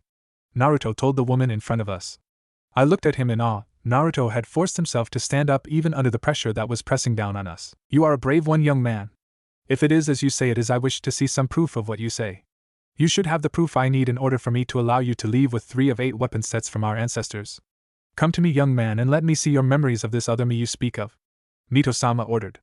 Naruto walked towards her without fear and allowed her to lay her hands on his head to see his memories. Not even a few minutes went past when Mito-sama pulled her hands away with her mouth in a frown. The pressure lifted off of us, and Mito-sama pulled Naruto into her arms and hugged him. I stood up from the ground and glanced towards Akari, who had also been rooted in the same spot that she was in, and just watched. Normal POV. I'm glad you came to look for your legacy, Naruto. I'm really happy that you have found yourself companions as well. You can happily take the weapons. However, we only have 3 out of the 8 sets that used to be here. As you can see, the twin katanas, the twin set, and the scythe is the only ones here. The bow staff and the others used to have masters before until they died and their weapons stolen or lost. Mito told Naruto after she pulled away from the hug. Thank you, auntie. But how will we find the others? I don't want the other weapons to be taken by the wrong people. I mean, I wish to give the weapons to the right people who will do the right thing with them. Naruto asked the elder Uzumaki. Mito smiled at him in return and nodded her head in understanding. Yes, Naruto, I know. You can give the weapons to your friends, but beware of who you give them to. The only way to unlock their power is the will to protect and survive in a life or death situation. You and whoever you give the weapons to can bond with them by blood, and then the weapon of choice will be able to be called back to the owner if it is out of reach. The weapons can also sense each other. You can use the strength of the glow to find the others. Naruto, there is something else I should warn you about, especially with the prophecy. Only you can stop the evil if you push aside your hatred for your family. Mito told him with a serious face, and he nodded back with an equally serious face. I know, but I can't forgive nor can I forget about what they have put me through. Andi Mito, you know for yourself, you seen by memories. It's too much for me to forgive. That's the one thing you can't force me to do. Uzumaki legacy be damned, Naruto said with conviction. His face looked so closed off and impassive that you wouldn't even think of him as a soft-hearted person, especially his eyes, which had started glowing. That's understandable, Naruto. You don't have to forgive or forget what they made you go through, but please try and put it aside. Another thing is that I wish to train you. If the 3 of you train by yourselves, you will progress, but not as quickly as you want to or need to. However, the part of my soul that is here will help train you, but you will have to take that small rock and take it out of the whirlpool with you. That is all I can say for now. Now here is where you will find that rock and how to get out of this whirlpool. Mito said, then went on to giving them directions and explanations on how and where to find this small-sided glowing purple rock. 3 hours later, the trio walked out the cave that they originally went into, carrying their weapons of choice. Naruto had the twin katanas, Kurosuke had the twin sais, and Akari had the scythe. Each of them chose their own weapon and made sure to bond with said weapons just like how Mito told them. They quickly went back to where they were staying to rest for the night, since it was already very late. After all, they did spend a lot of time in the cave with Mito while she explained some things to them. Elsewhere, a bow staff glowed in the darkness that wrapped around it, engulfing it with a white aura that pulsed every 2 minutes. 5 years later, 1991, 1992, 1993, 1994, 1995, 1996, a young 12-year-old boy grunted as he did push-ups using only his right arm, on his fingertips. The boy's tan muscles glimmered with sweat in the dim sunlight of a cloudy morning. Once he got to 2,000 push-ups he stopped and leaned his back against the oak tree in the training ground. Taking a sip of water in his bottle he closed his eyes and let out a sigh. How long do you plan on watching me? He asked while his eyes were still closed. Oh come on sweetie. You are so good to watch. How could I possibly restrain myself from watching you like a piece of meat dangling in front of my face? Looking is free after all. A woman laughed before taking a seat next to the younger boy who still never opened his eyes. She folded her blue kimono-style dress under her and relaxed her back against the oak tree as well. So what do you need me for? You normally don't take a break this early in the day, and we only together most of the time when you given the day off, or you take a day off. So you can't say you just wanted to see me or something like that. I'll repeat my question again now that you have no excuses. What do you need me for, May? The boy asked, opening his glinting purple eyes. Oh. And here I was going to beat around the bush some more. However, yes, I do need something from you and your team are the only ones who can help me with this pain in the ass problem. Besides, I wouldn't trouble you with my country's business if I could send someone else to do it or go myself. You know that, don't you, Naruto-kun? The Kage of the village in the mist asked her companion, who ran a hand through his mixed-colored hair. Konoha. Team 7, your mission is to protect the bridge builder, Tazuna, and his family until he completes building his bridge in Wave Country. Do you understand me? You have today to prepare for this mission. Meet at the gates at 7 tomorrow from now. You are dismissed. A blonde-headed man in a white robe said sternly to the team in front of him. Hospital. A blonde woman sat looking out the window up at the clear, sunny sky. Her honey-brown eyes glazed over, thinking about something. The woman spun her chair around and looked at the wall of her office that held a photo of 2 women and a small, scrawny-looking boy who was smiling so hard that his eyes resembled a fox. The 2 women, one her assistant and the other one herself, looked happy in the picture. It's been 5 years now, huh? In 3 days it will be that time again. It has been too long now. I wonder how you have been and what you're doing right now. I wonder how much you've changed, and I really wonder when you will come back to us again. In 3 more days it marks the day you ran away from Konoha. Naruto, come back please. The head medic, Tsunade Senju, sighed softly and turned back to her paperwork. Tsunade-sensei. I'm going on a mission outside the village to Wave Country. So I won't be able to train with you until the mission is finished. The mission is to protect the bridge builder Tazuna-san. I was wondering if I can't get some last-minute training or advice from you, sensei? A pink-headed girl said, rushing into her teacher's office. The slug princess got a huge ticking vein above her left eyebrow. Sakura, how many times must I tell you stop rushing into my office without knocking? Tsunade yelled at her student, while punching her desk once with such force it broke in half. Sakura had the decency to look embarrassed at her overeagerness to get her first mission outside the village. Sorry, Tsunade-sensei. The younger girl squeaked out with a red face. Sakura Haruno, one of Tsunade's apprentices. She had her hair tied up in a bun while her bangs hung loosely in her face. She wore a black and red top and a black shorts with her ninja pouch attached to her right leg and the standard black ninja sandals. Shit, I broke another desk. Shizen is going to be angry about this. It's the 10th desk this week. Oh well, I'll just have to get a new one again. How about we go out for some extra training, Sakura? Before Shizen sees this mess. Seeing as how you are so eager to train with your sensei, Tsunade said, already halfway out the door. Poor Sakura could only run out the room after her sensei not wanting to be there when Shizen saw the broken desk. Mizu, let me get this straight, okay? Mei-chan gave us a mission to bring back Sabuzuma Mochi, who is one of the 7 swordsmen of Mizu? All because she needs more manpower here? A red-headed girl with green eyes asked the leader of their team, who happened to be the one and only Naruto Uzumaki. Gee, Zakari, are you mad at him or something? Please tell me you're not on your period again? Didn't you have it just the other day? Honestly, girls' bodies are weird, a boy with black hair said, but was cut off halfway through his sentence by the redhead, who pulled out her favorite weapon, her scythe, and held it against him. Kurosuke, this morning I woke up in a pool of my own blood. Would you like to end up the same way? Akari said sweetly into his ear when she appeared behind him. The boy broke out in a cold sweat, paling ever so slightly at his friend's menacing aura. He shook his head slowly, and she backed off, going back to stand where she was before Kurosuke's little comment. Now that you have settled down, Akari, and then you have stopped your comments, Kurosuke, I will answer you by saying once again that we are going to bring Zabuza back with or without force, but we will bring him back. Hopefully without force, because things can get out of hand pretty fast. Now how about we go have some ramen and then get our things ready to leave by tomorrow at dawn, because I have some things to do before we leave, okay guys? Naruto asked them with a grin, and they both returned the grin and nodded. Mizuki's office. Mei sat behind her desk reading and signing documents for many different things. Once she was done signing the last of her documents for that moment, she sat back with a cup of green tea and sipped at the tea while closing her eyes and thinking about when she had first met Uzumaki Naruto and his team. Flashback. A woman in a blue kimono-style dress was bleeding from many different wounds, so much so that her dress was no longer just blue, it was now red and blue. 5 of the strongest loyalist shinobi was chasing her. There had been an ambush, and there was over 50 of them. They took down her men as fast as they could and managed to wound her badly, and their blades were covered with poison, making her stumble around to get away. Eventually she fell into a large river with a rough current, and got washed away after going unconscious. When she had woken up she was in a tent, and her wounds were bandaged up and had medical seals on it. I see you awake now? How are you feeling? A young boy no more than 10 years old said coming into the tent.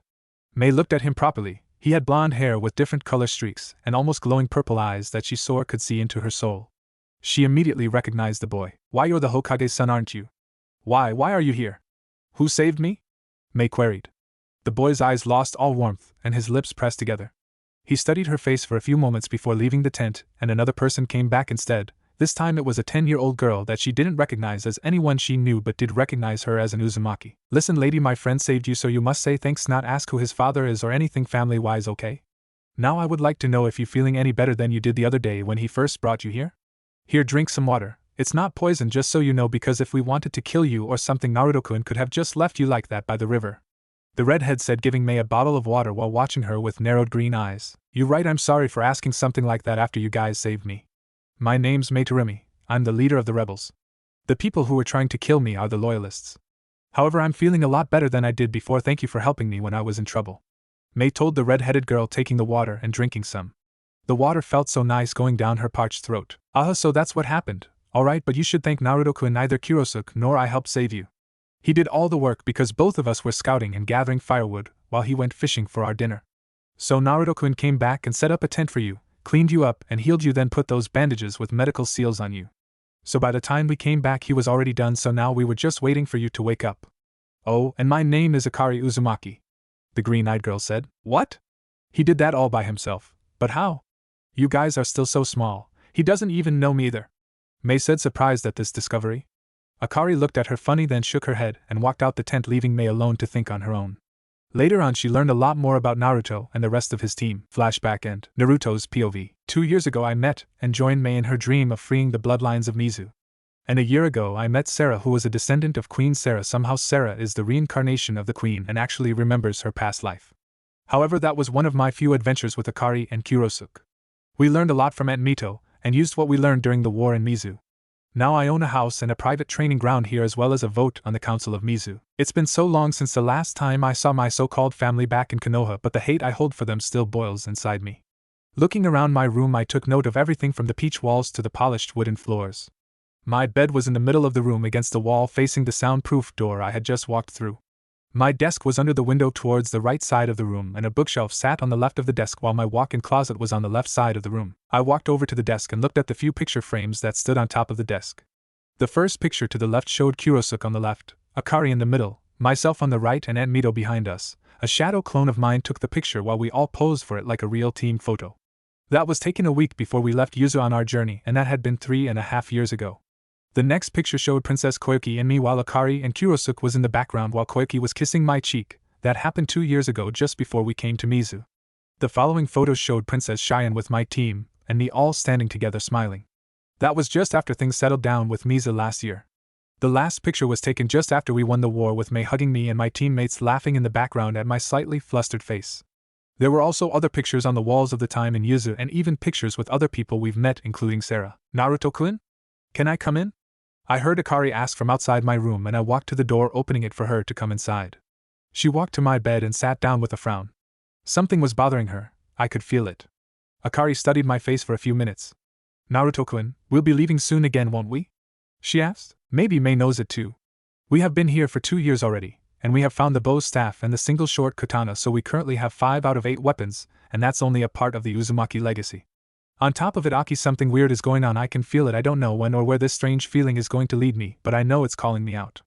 I'd understand if you guys won't support leaving again this time. I told her this and sat next to her on the bed. It's fine, Naruto-kun, I just wanted to know what you're thinking. Kurosuke has been edgy too, and so have I. You have many people who support whatever you do, and you know that. Hell, you have 3 princesses, one that is reincarnated, a kage, a king and prince, us your team and family, as well as so many other people out there that are supporting you secretly.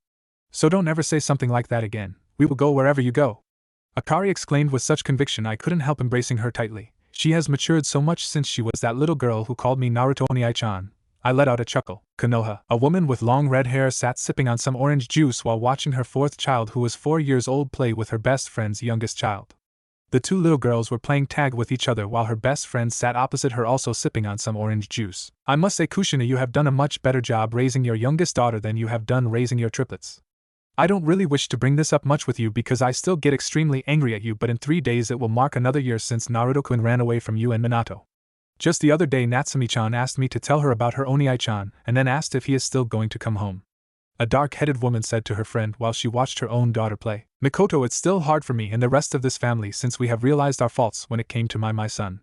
It's worse now since Natsumi only wants to learn more about her brother. We don't even know if he is still alive since no one has reported seeing him. Mikoto, she even says she dreams about him sometimes. Nanami and Noriko have really changed a lot of their ways after he left. They proved to me that they could actually be around Natsumi without doing what they did in the past to Nair and Naruto. However, Natsumi said she wants to be like him when she's older. She's already studying seals and genjutsu. Kushina told her friend while a few tears escaped her eyes. Oka-san, look at what I drew. It's Oniai-chan. The little girl with red hair said, coming towards her mother with a picture showing a messy drawing of a person with yellow-colored hair and purple eyes with whisker marks on each cheek and a huge smile. The black-headed girl frowned and showed her own version of Naruto. Natsumi-chan, Sayuki-chan, both your drawings look very pretty now. Why don't you girls go draw a picture of me and Natsumi-chan's Oka-san? Mikoto told them and they both smiled happily and ran off to draw their mommies. Kushina let a few more tears slip out while Mikoto forced her own tears back. Ichiraku stand. A navy blue-headed girl broke apart her pair of chopsticks and started eating from the steaming bowl of ramen in front of her. Savoring the taste of the delicious meal made her poopyless-looking lavender eyes flutter close.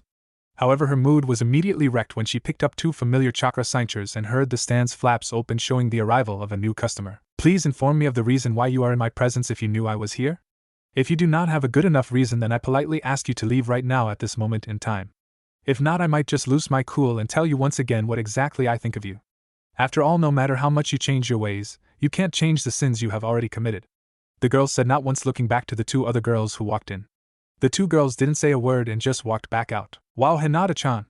You sure beat around the bush when telling somebody to fuck off, said a boy who had red triangles on his cheeks. Next to him sat another boy with dark glasses and a long gray coat. You know, Hinata-chan, you can't possibly stay mad at them forever. I mean, before he could continue his sentence, Hinata slapped her chopsticks down on the table. Kiba, don't talk about something you hardly know. So just keep your mouth shut, okay? Let me eat in peace. Hinata said this with a stern voice that made him go silent. Meanwhile, Shino, the other member of their three-man squad, sat quietly and just listened to the conflict happening around him.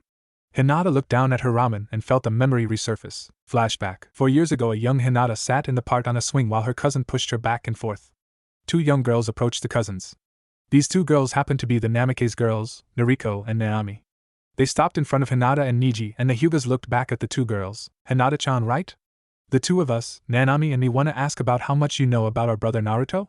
See, we were very bad towards him, so now we want to make it up to him by getting to know him better, so do you mind? Before Noriko could complete her sentence, a loud sound echoed through the park. Hinata's hand was stretched out in front of her. How dare you ask us something like that? Are you not feeling ashamed that you don't know anything about your own brother? That you have to ask us about him? I can't stand your face any longer, so just leave us alone. If you want to know about Naruto-kun, go ask him yourself. Oh yeah, wait, I remember now. It's your family's fault that he ran away, so you can't ask him. I bet if he was still here, you all would still act like you used to with him. Hinata shouted out at them, but calmed down by the end of her rant. The heiress turned her back to the two girls and left with her cousin. Flashback end. Hinata finished her ramen and stood up and left the stand with her teammates. The owner and his daughter both shook their heads at the conflicts happening with the younger generation. Tucci sighed tiredly. I wonder when Naruto-kun will be back. I think the ramen is boiling over. Oh, the ramen. Ayumi-chan. The next day, at the same time that Team 7 left the village for Wave Country, Mizu Naruto's team also left the village for Wave Country to retrieve Zabuza and take him back to Mizu before they leave again on their journey for somewhere else. Neither teams knew it at that time, but things were about to get very interesting on their separate missions. Konoha. Okay, Team 7, let's set out. Sakura, Sasuke and Sai, you must watch out from here on out, do you understand me? A man with silver gravity-defying hair asked his team sternly, and they gave their separate replies while their clients stood on the side watching. Good, I'm glad we all understand each other then, he said, giving in one eye smile since his other eye was covered with his headband. Mizu. Alright, Akari. Kurosuke, be on guard. I heard this guy is tough and the other Anbu sent after him were all cut down, so let's be careful, alright? Naruto told his friends and they nodded in return. Good, then let's go now because we never know what or who we might encounter on our way. We already packed up and said our goodbyes to everyone in Mizu here, so we're going to find him and send him back here, then we can start our journey again. Now let's go, Naruto said, and they set out.